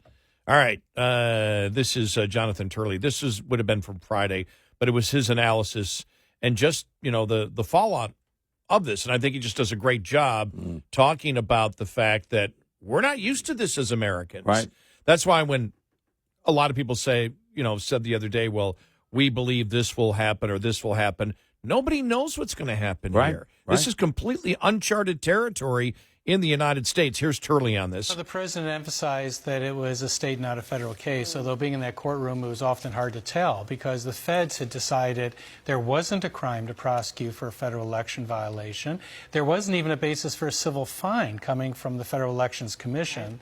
And yet you had the state prosecutor vaguely suggesting a federal election violation.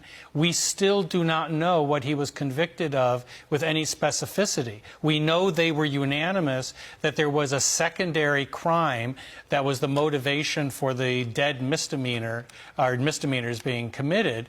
But the judge said you can just pick from the menu. There's 3 here, and you don't have to be unanimous. So you literally could have had a 4-4-4 jury. They could have disagreed as to what was intended, what occurred here. Inside the courtroom, you could feel the weight of history there. It was very solemn at the end. And one of the things that I thought when I was looking around is that the question is, what's the history that's being made here? Part of it is not good. I've always said that this case was illegitimate. I don't see the law here. I don't see the crime. I think this is a political prosecution. Even analysts on other networks have said it wouldn't have been brought against anyone but Trump. It's never been brought against anyone like this. But there's also this question of the weaponization of the criminal justice system. We're not used to that.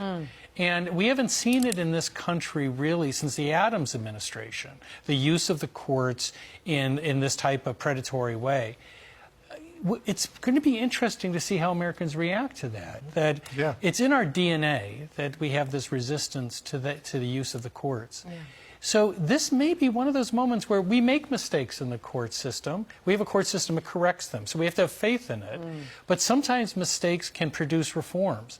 And the question is, will this galvanize the country to say enough? We've gone too far now. Yeah.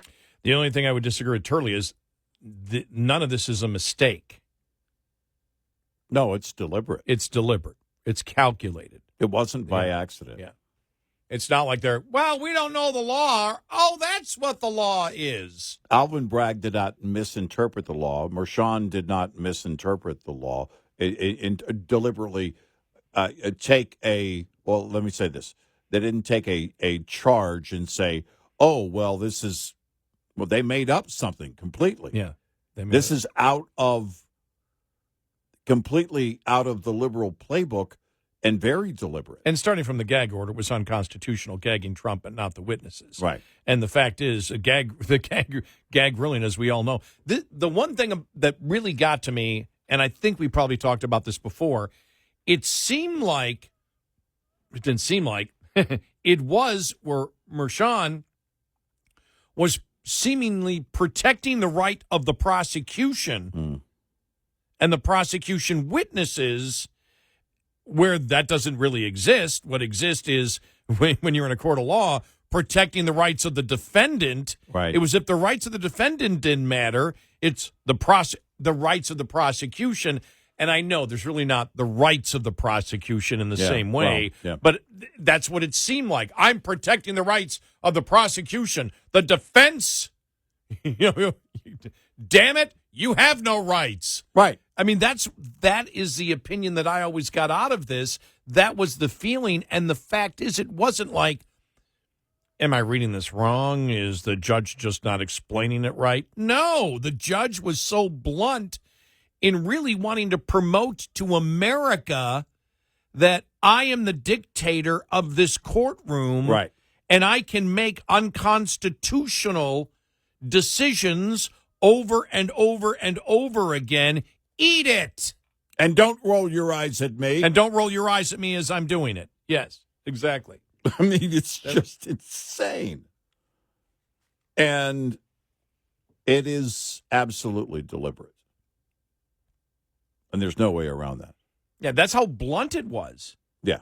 It wasn't like, okay, let's try to sugarcoat this or in some way. Well, try to move to the middle, but really not. And to Jonathan Turley's larger point, trying to basically making the point, well, sometimes we get it wrong. This isn't getting it wrong. Right. This wasn't aiming for one thing and then hitting something else. This is deliberately making something up. And he knows it. He knows it because he's basically said that in other areas of going after the judge. If you lie, you're not getting something wrong. Right. You're lying. You're lying. And he lied to the jury. Right. In the jury instructions, he lied. Well, because he was making up law. The law doesn't exist, and therefore you're lying. Well, we've heard it in the justice system before, making excuses sometimes for criminals. Well, I made a mistake. You committed a crime. I think that Turley is on the right track, but understand he's a lifelong liberal. Mm-hmm. And so as he even said, I gave the judge, I played the autocut the other day, I gave the judge the benefit of the doubt I shouldn't have. Well, yeah, because you're giving everybody here the benefit of the doubt until they break it, assuming that their motives initially were pure. But Mershon is not a judge. He's a political activist. Mm-hmm. And there's a difference. Otherwise, you don't do what he did in this particular case. And God help anybody who goes into his court as a defendant. God help you. Yeah. Yeah, this is there is, I think, for that entire state, even if it's corrected by the higher state courts, I think this is now you have permanently or at least for a very, very long time, branded New York State. They have turned New York State into this. And when we talk about companies not wanting to go and not do business in the state or leave the state, not invest in the state, and people wanting to leave the state, this is why. It's the mindset.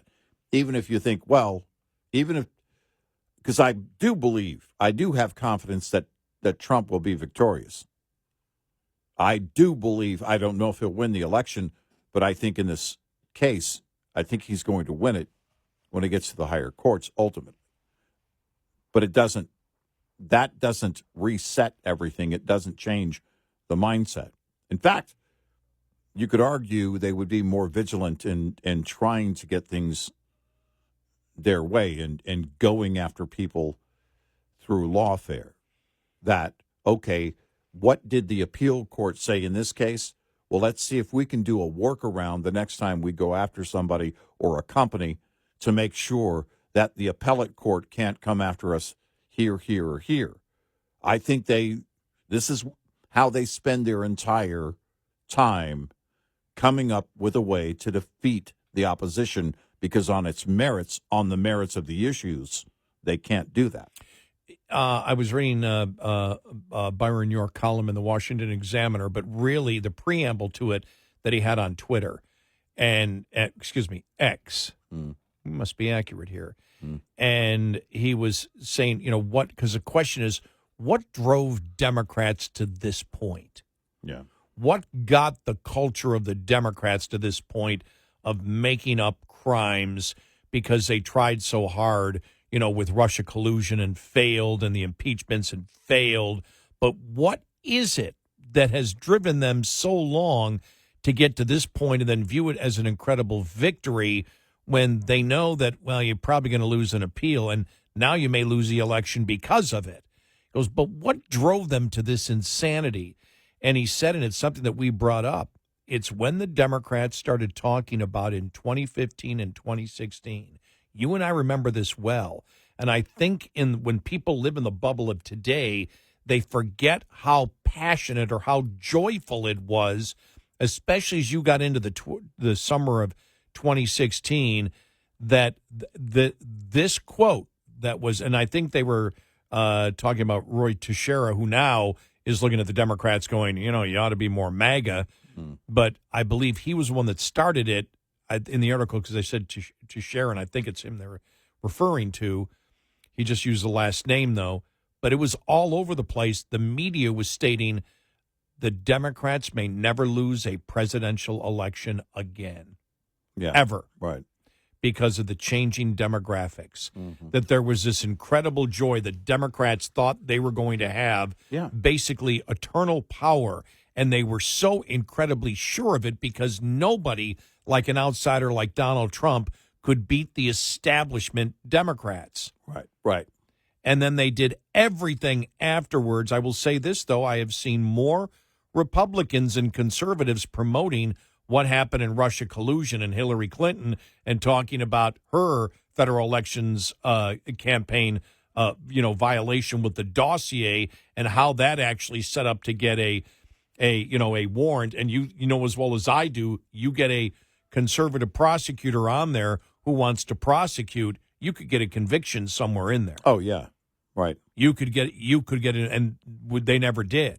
In fact, going after the FBI agent in the other case, for lying, it was like, or excuse me, not the FBI agent, but the lawyer for lying to the FBI, and the one juror said, well, yeah, he might have lied, but, there are bigger fish to fry. Right. Because that was in a Washington, D.C. there are bigger court. Crimes. Right.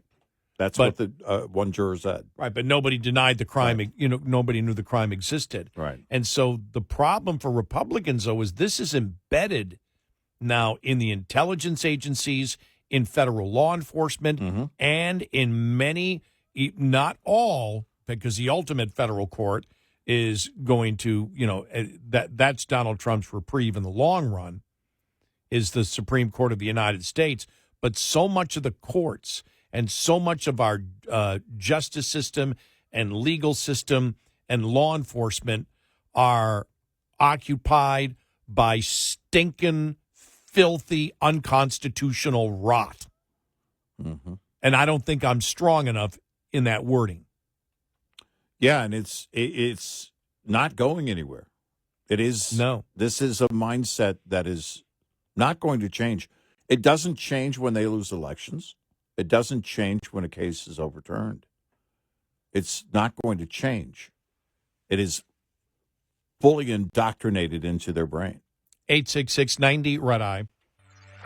Lines open for your calls. 866-90-RED-EYE on Red Eye Radio.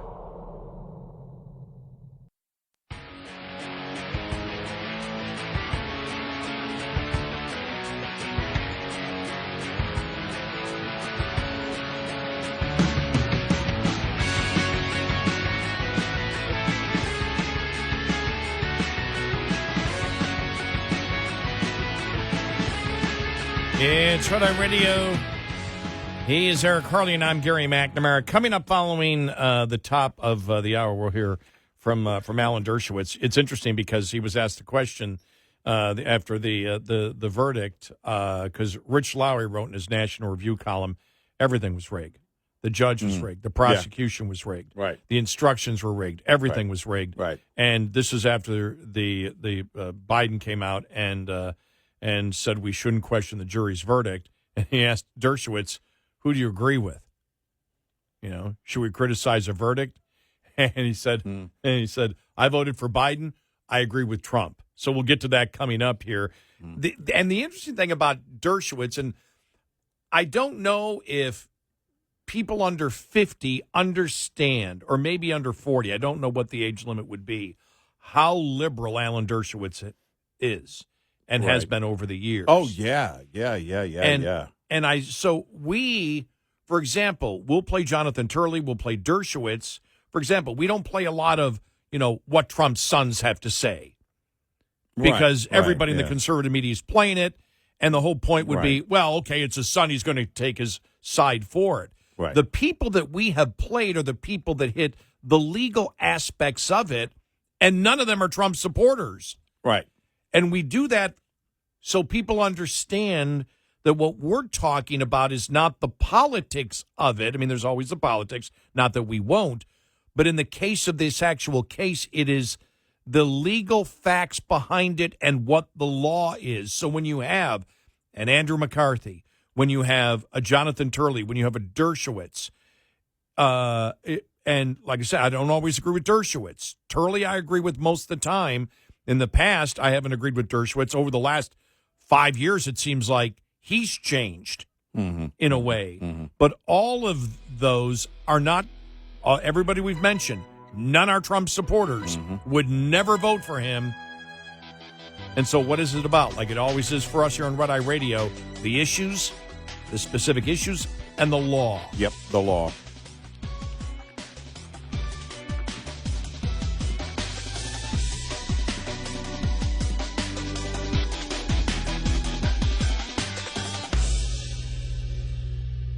This is Red Eye Radio on Westwood One.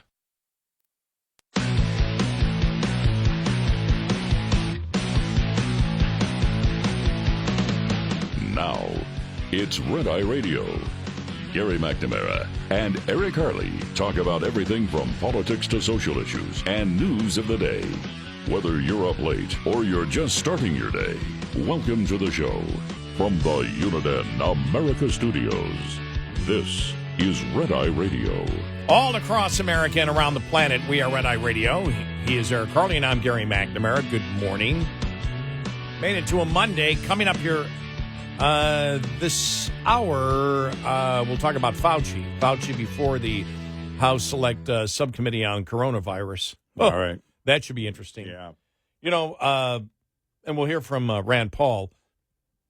Remember the back and forth between him and Rand Paul and the media blasting Rand Paul? Oh, man. And the responses, Fauci knows what's going on, Rand Paul was right on almost everything. Well, in many in the liberal media calling Rand Paul a conspiracy theorist. Yep. And that whole thing.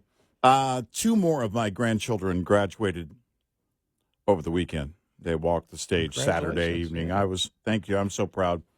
I'm responsible for all of it. I'm sure you are. I'm sure you are. They did nothing. You did everything. I did it all. And watching, it was in this huge, as it always is, huge venue. And looking down on those graduates, and I mean actually, I was in the cheap seats. I don't mean I was actually looking down on them. Oh, look at these underlings. They only have a high school graduation or high school diploma. Oh, wait a minute. I only have a high school diploma. This was the first. It was our twin granddaughters. They were the first class to enter high school as freshmen. They entered high school during the COVID years. The class before them was, if you go back, would have been freshmen in the ones that graduated in 23 would have been freshmen in 2020. And that that spring was the beginning of the COVID and the end of their high school. The class of 2020. I can't even remember how they handled that. With a lot of the graduation, they were out by April. They were done by the school was over, but it occurred to me as I'm looking down, and this group of students now about to go out into the real world, and what they went through, and the whole thing with Fauci, and what was going on at that time, and the remote learning. They basically entered high school during remote learning. My twin granddaughters. You mean college? No, high school during remote learning. Oh, I thought they graduated from college. No, high school. Oh, okay. Yeah. Yeah, no, they're not that old, and I'm not that old. How dare you? I'm sorry. Well, I'm thinking about the money you're going to pay me because you're not a college graduate and I am, and I want that transfer of your wealth to my checking account. Go ahead. Yeah, but you went to a cheap college, so. And so here's the thing. Sorry. You're no Ivy Leaguer. By the way, that's a compliment.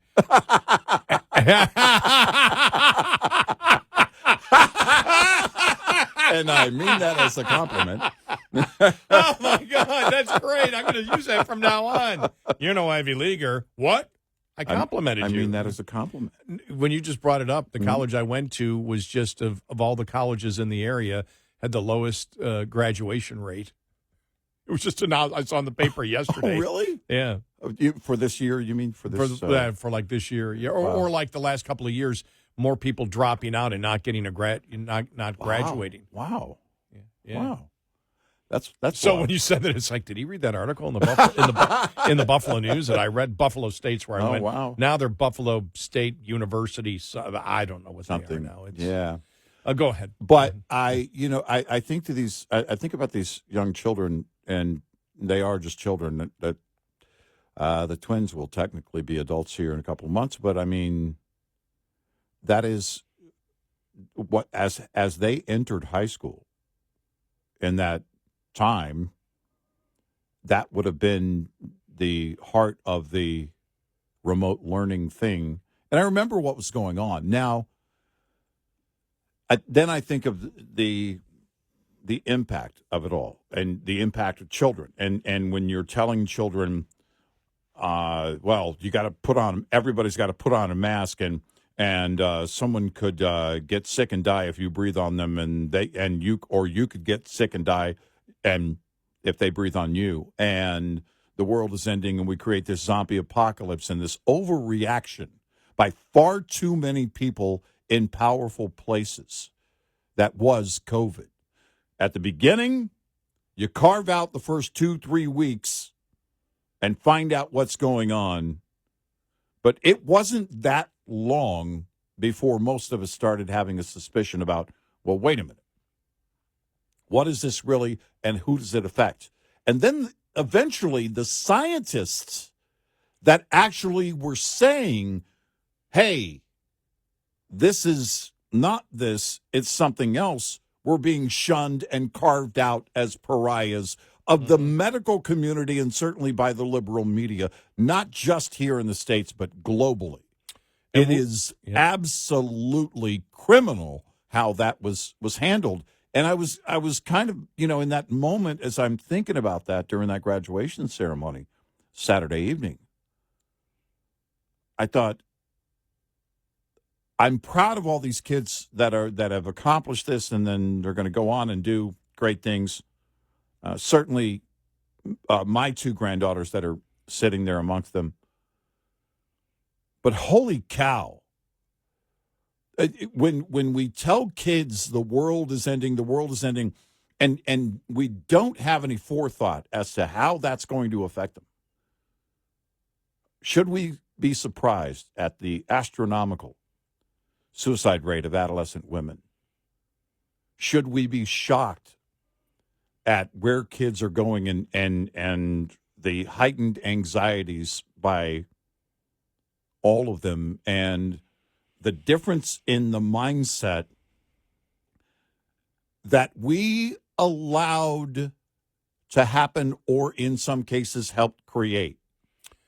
You look at the things that were wrong and or lies. The social distancing was made up.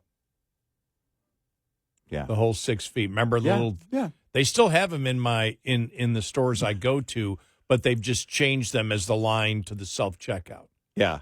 Yeah. I saw one. They changed or promotional things like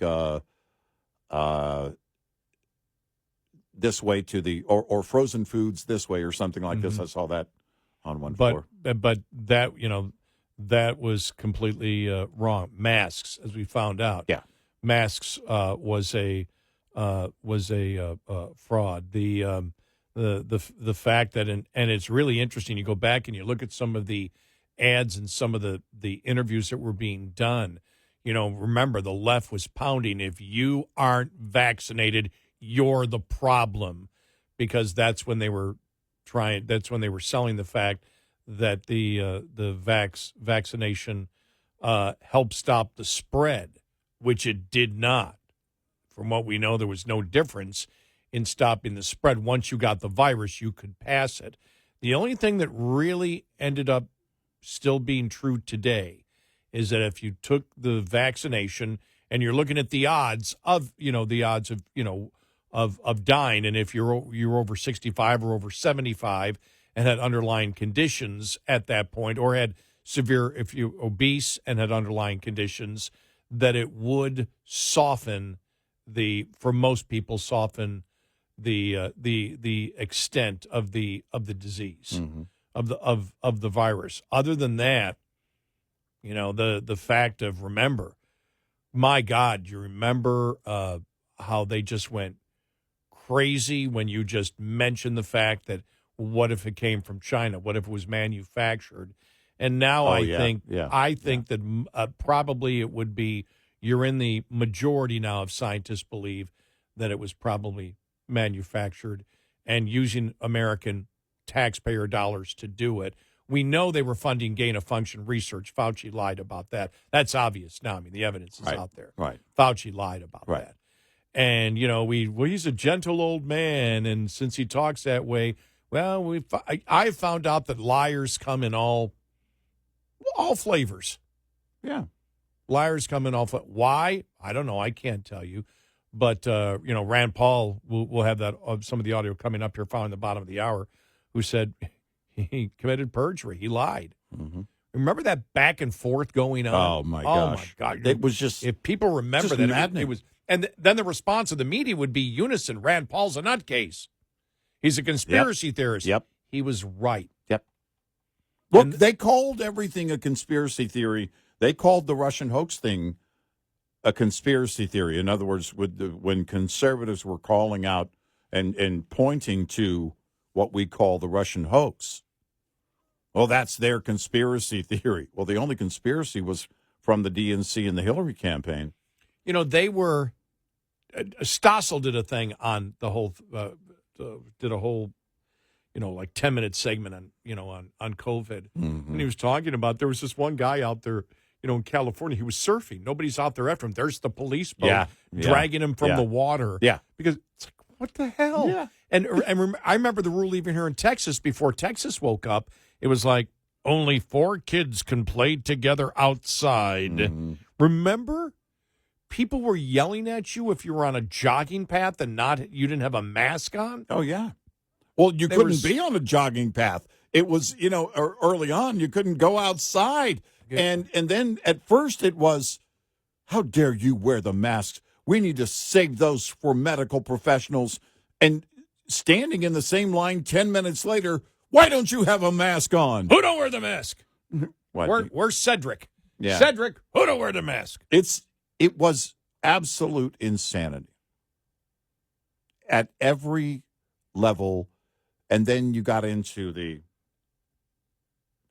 entire thing of, again, and this is why it hit me at the high school graduation over the weekend, of how we're going to treat children, and for far too many on the left, we're going to use the children as pawns.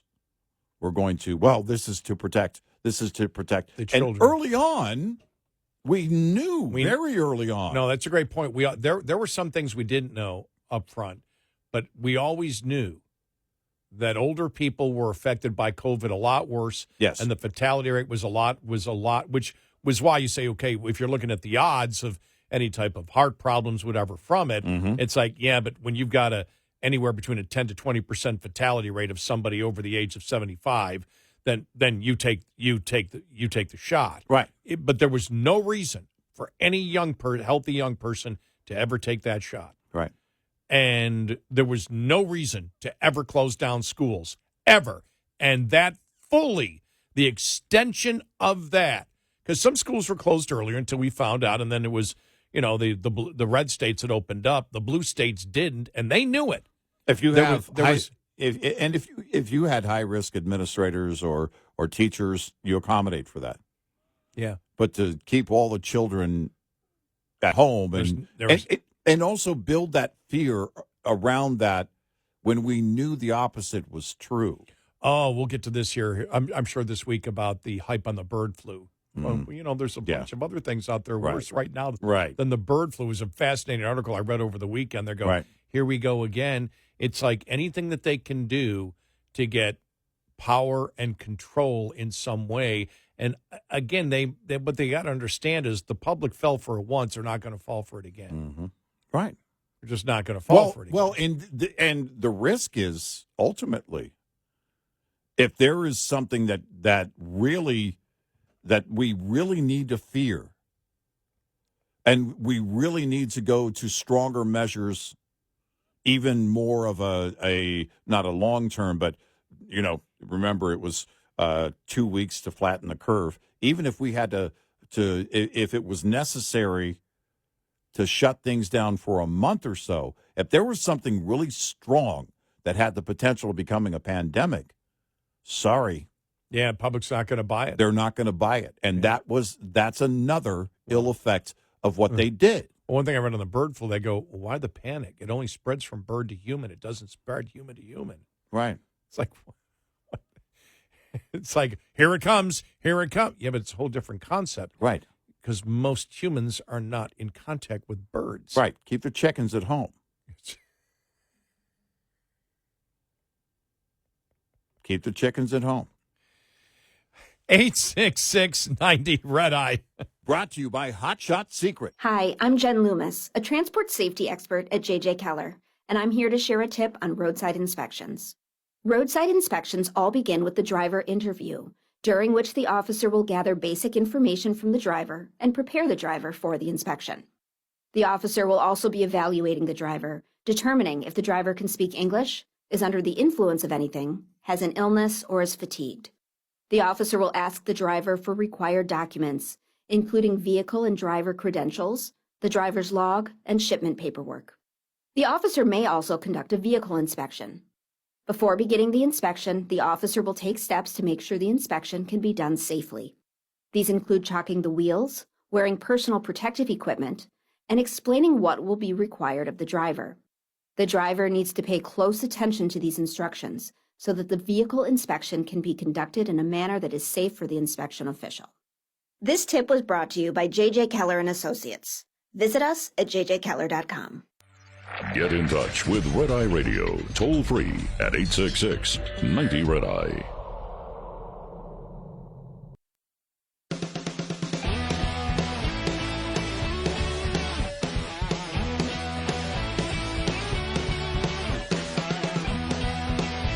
It's Red Eye Radio. He's Eric Harley, and I'm Gary McNamara. We will hear from Rand Paul because Republicans and Congress will be grilling Fauci later on today. But I want to get to Alan Dershowitz here. He was on Fox News, and they asked him the question about Rich Lowry's column where he wrote, the charges were rigged, the prosecution's presentation was rigged, the judge's management of the case was rigged, the gag order was rigged, the instructions of the jury were rigged. And so Dershowitz was asked, who do you agree with more, Rich Lowry and Trump, or who wrote that article, and Trump or Biden saying, basically don't question the verdict? Here we go. 100%. I want to say right now I side with President Trump's assessment of the judicial system more than President Biden's assessment. I'm a liberal Democrat. I voted for Biden. Biden is dead wrong. We should not respect the legal system that is rigged. In my book, Get Trump, I predicted months before this case ever came to trial that it was a foregone conclusion there'd be a conviction. A biased judge, a biased jury, a biased prosecutor, a man who ran for office on the theory of let's find the crime to prosecute Trump for, and they couldn't find the crime, so they made it up. We're now a day after the verdict. I've known criminal law. I've been involved in criminal law 60 years. I still don't know what the crime is. Right. Was he found guilty of intending to violate tax laws, to violate the federal election laws, to defraud the voters? I still don't know, and we're a day after this. This is the most outrageous case. Everybody knows the quote from Lavrenti Beria, the head of the KGB, and Stalin, when Beria said to Stalin, show me the man and I'll show you the crime. No, find you the crime. Find you the crime, yeah. Tried to find the crime, and he couldn't. So he made up the crime. He took it a step further than Stalin and Lavrenti Beria. This case will go down in history as one of the most abusive prosecutions since the trial of Aaron Burr back in 18 whatever it was. This is a stain on our criminal justice really is. system. And by the way, you're not. And he also said people are thrilled. Democrats are thrilled that the courts violated the Constitution to get a conviction on him. By the way, we said that also. This would go down in history. History was going to look at this and go, my God, we can't revisit this. Hopefully history will be able to look back on this. Hopefully history, that we will survive this, and history will look back and go, my God, what in the hell was this? Yeah. How did this happen? Yeah.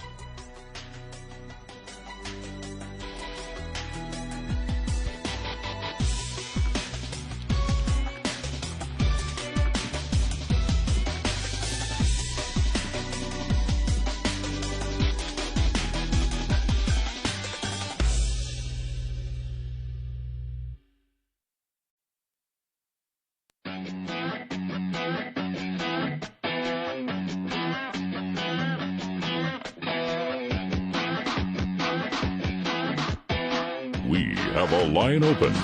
1-866-90-RED-EYE. Red Eye Radio. And he's Eric Harley, and I'm Gary McNamara. Good morning. Download our Red Eye Radio app today. Listen when and where you choose if you can't listen live overnight to one of our great radio station affiliates out there. And thank you. All right, so here's Rand Paul. He was on Sunday Morning Futures on Fox News. Even though he will not be questioning Fauci, the House Subcommittee on Coronavirus will be today. And Rand Paul was asked, what do you expect? Well, our investigation has confirmed that he did indeed lie. He committed a felony. He said that they did not fund, that the NIH did not fund gain-of-function, dangerous research in China. We now know that to be untrue. We know he committed a felony. But what we've discovered now is that there was a massive cover-up from the very beginning. There was a behind-the-scenes effort to change the opinion of people. Many of the Fauci colleagues all believed that the virus did come from the lab. Their opinions were all changed, but then all evidence was then covered up. They began using burner phones. They began using couriers. They said, we can't do things electronically. I can take things by hand to his house. It sounds more like the CIA than the NIH, but it's unbelievable the amount of things that went on. They say, oh, we're safe now. I've deleted all those emails. I think we're safe now. What in the world would they actually mean by we think we're safe now? So there was a massive cover-up, and there's so many people that need to be interviewed. In addition to Fauci, we have David Morenz, who worked for him for 20 years. We have the FOIA lady, the woman at the IT woman at NIH, who was explaining to them how to avoid FOIA and how to break the law. She needs to be deposed. There's all kinds of stones that could be unturned, but ultimately the buck stops with Anthony Fauci. He was in charge of the place, and he has the responsibility not only for the cover-up, but also responsibility for letting dangerous research go on that led to a pandemic, in all likelihood led to a pandemic that killed millions of people. But I mean, think about that. President Trump is in charge. He finds out about this COVID pandemic coming, that this disease is about to kill all these people. He's got his team right there. He asks, what do you think this is? Dr. Fauci knew all along that they were doing this gain-of-function research, and he says, oh, well, I think it's natural. I mean, really? Well, see, we now have his emails, contemporaneous emails from the exact time when he was saying it was natural, nothing to see here, and that the NIH had nothing to do with it. We have the private emails where he and everyone in his inner circle was saying, oh, my goodness, we've looked at the genetic sequence, and it looks to be manipulated. It looks to be a creation of a lab, and then they do the opposite. And it's even more nefarious than that. A few weeks later, Anthony Fauci gets up in the White House at the podium, and he quotes a scientific paper to prove that scientists believe this came from nature. But he didn't tell people that he commissioned and edited the paper. He was behind the origins of the paper. And so there's so much dishonesty going on here and so much abuse of power. We've got to get to the bottom of this, and mainly because this research still goes on. It goes on in the United States, and it needs to be regulated. I have a bill coming forward that I hope will be bipartisan that will have an independent agency that oversees all of this dangerous research.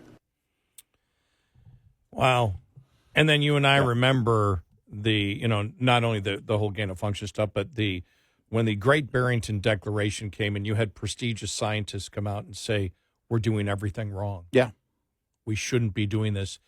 And then the concerted effort from Fauci and others to destroy their credibility. Right. Destroy their credibility and therefore help destroy their careers instead of saying, that's it. Instead of saying, look, we need to cooperate and any type of, because as a scientist, and that's why Fauci was no longer a scientist at that point. He was a bureaucrat. Yeah. He was a bureaucrat pushing a narrative. Because if you're a scientist, I don't care what information you give me as long as it's accurate. You look at the data. You look at the data. You look at everything, and this is why we look at things and say, okay, is it peer-reviewed when it's a study? And the reason that's important is because the scientific community needs to go through it. And what are they doing? They're giving it critical analysis so that they can tear it down and say, okay, we all agree, we don't agree, some of us agree, some of us don't. But there's been the back and forth and disagreements within the medical community in analyzing anything and everything, and should be, but there has been since the beginning. And yet with COVID, that wasn't the case. Why? It's what I was talking about earlier.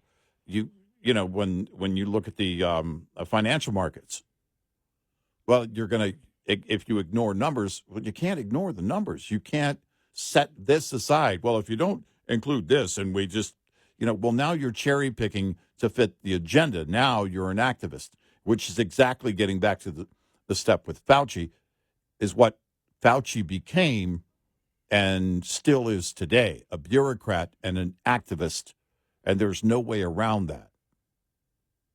And he lied to the American people under oath. And this is something that shouldn't be tolerated.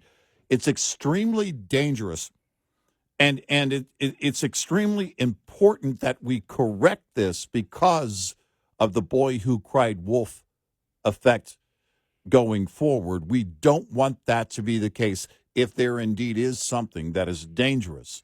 And we need to know that there is a system in place that has true oversight, true conversations, true consideration, thoughtful consideration for the impact, and then that very clear communication with the American public about how we're going to handle it. What was it, Dr. Bhattacharya and the others that were involved in the Great Barrington Declaration that came out in October, I believe it was, of 2020, that said everything we're doing is wrong, and they had a calculated conspiracy to destroy the credibility of these people who were right. Yeah. We know we'll destroy your career. They were right. We'll destroy your career. Look, I mean, that goes across the board. If you look at the, you look at the radical transgender movement and the misogyny, with women and bullying and threatening women. If you don't agree, with us, we'll destroy your life. You won't be able to get a job. You're not going to be able to stay on campus. You'll lose your scholarship. All these threats that were thrown at them. This is the MO of the left, and you had these prestigious doctors. Thank goodness they were prestigious because their careers weren't destroyed. But that's what Fauci was aiming to do, to keep the truth. And why would you want to keep the truth? Why in the hell would you ever want to keep the truth from the American public? I mean, if I'm a doctor and I find out, look, we've taken these precautions because we're not sure. All right, now the evidence is showing us, okay, we can make it. Okay, kids, you can go to school. Remember, this is October 2020. You had schools that didn't open up till 2022. Right. Yep. In blue states. Yep. Went on for over a year. It didn't need to happen. And they said it very early on, and Fauci, I'll say this because it was temporarily, he destroyed their reputations. I won't say credibility because we looked at that and said, we think he's right because they've never shown that children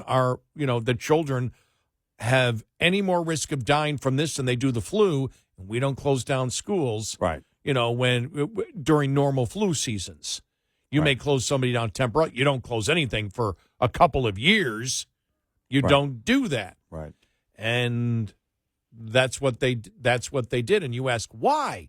Because if you're concerned about health, I think it all comes down to the fact that he knew he was eventually going to get burned on the gain of function. I really do. I think that I believe that he was trying to protect that at all costs. Right? Because if you ask, what are you trying to protect? You're trying to protect the fact that what cost it? That U.S. taxpayer dollars helped cause this, and you were a part of distributing those taxpayer dollars. Right, and you knew it. Yep, and you were doing everything you could to build a fort around that. And you look at that from his perspective, and that would be clear motive. And then beyond that, you look at this idea of, well, mistakes were made. Again, we were talking about this earlier. Well, no, some of this was deliberate. And why was it? Why do we believe it was deliberate? Because think about the control that you can get over people, and quite possibly for a very long time, if not forever, is the thought in the mind of people who wanted to take control over people's lives. We should do this. We should limit that. And by the way, it doesn't apply to me. You need to wear the mask, but I'm going to be sitting practically on someone else's lap at a dinner party, laughing out loud. I'm going to be seen repeatedly in public not wearing the mask, Governor Newsom, and all these, people that were trying to tell you that you couldn't stand 6 feet from another person. Well, you couldn't go in a car. I remember the Stasa report talking about the one surfer out there. There's the police boat grabbing the lone surfer out there because he's breaking the COVID curfew. Yeah. And then that there were people that were going up to watch the sunset on the coast to be, from their own family, a couple of people in a car to do it. They were busting them. Remember the church? I can't remember what state it was in. It was a number of states when they were holding church services and you couldn't do it. Remember where, was it in L.A.? Remember they were threatening to arrest you on the street if you weren't wearing a mask? Right. That you'd be arrested? Yeah. All these things that were pushed, and they were pushed because Fauci was pushing it over and over and over again. Then he came out and he said, I never recommended that we do all these things. Yeah. Then the video plays right next to it where he's recommending that the president shut down the schools. Right. It's unbelievable. It's like they really do believe that the people that support them are complete idiots and have memories that are 5 seconds long. Yeah, they do. Then they have permanent amnesia and can't remember anything. But when you're scrambling to protect yourself and the things that you did, of course you're not going to remember because you're scrambling. I consider myself a scientist in the fact that I know a lot of engineering. I know a lot of science. All right. And my 2-year degree is in science engineering. So does it make me a scientist? I guess a scientist is anybody who's looking for facts, right? You're looking for facts and trying to analyze the facts. I can't imagine that if I'm in this situation and I don't know, even if I don't know, he went after the authors of the Great Barrington Declaration as if he was absolutely knew he was right and they were wrong. And we knew at that point, you and I talked about the Great Barrington Declaration. We go, they're right on the science. Oh, yeah. We're doing the wrong thing with children. Well, no, I mean, so that's we knew it early on. I go, why would he be pushing it? He knew he was wrong. But even if he didn't know if he was wrong, if you just didn't know, why attempt to destroy the reputation of other scientists that disagree with you when you just claim you don't know? Because he didn't know. He didn't. In fact, he probably did know by that time, though. But even if he did know, we knew that children were safe all along. That never changed. We knew early on. Yeah, there was never any evidence that children were highly at risk of this at all. None. Right. I consider myself a scientist because I experimented with certain things when I was young. And what those things are not important right now. And I'll say that I'm a scientist. I experimented with alcohol and drugs. Experimented. What did you do? The results are, the data, my thesis was, and when I got high as a high school student, and then I said, what's my hand-eye coordination? Let's check that out. Remember the Dr. Johnny Fever on WKRP? Right. The alcohol test, the radio station. Remember they used to do that, the DJs? They used to actually do it, yeah. Yeah, and right. Sober, he had the hand-eye coordination of somebody who had 4 drinks. Right. And when he had 4 drinks, he went down to the average person who had 1 drink. Yeah. He was getting better as he drank. That works. Great. But early on, we saw the evidence playing out in our society because the warnings were there, but looking around, we were seeing that, young people aren't as affected. And it made sense to us. It was very clear, yet they denied it. And they really never promoted the fact that obesity was a problem. I don't know how long it was before that was an underlying condition, but yeah.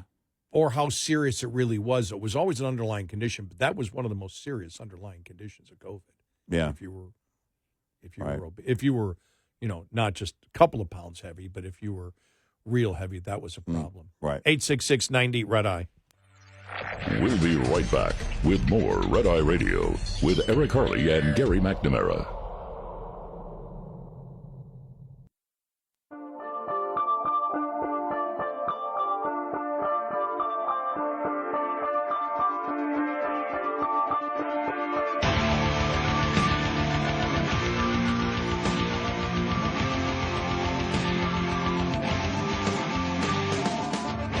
It's Red Eye Radio.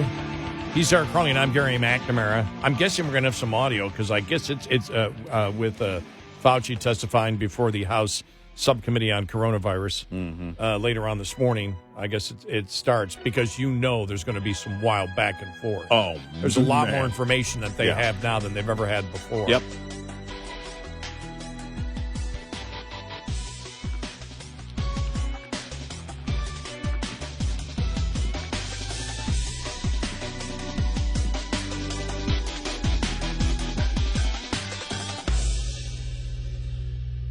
This is Red Eye Radio on Westwood One.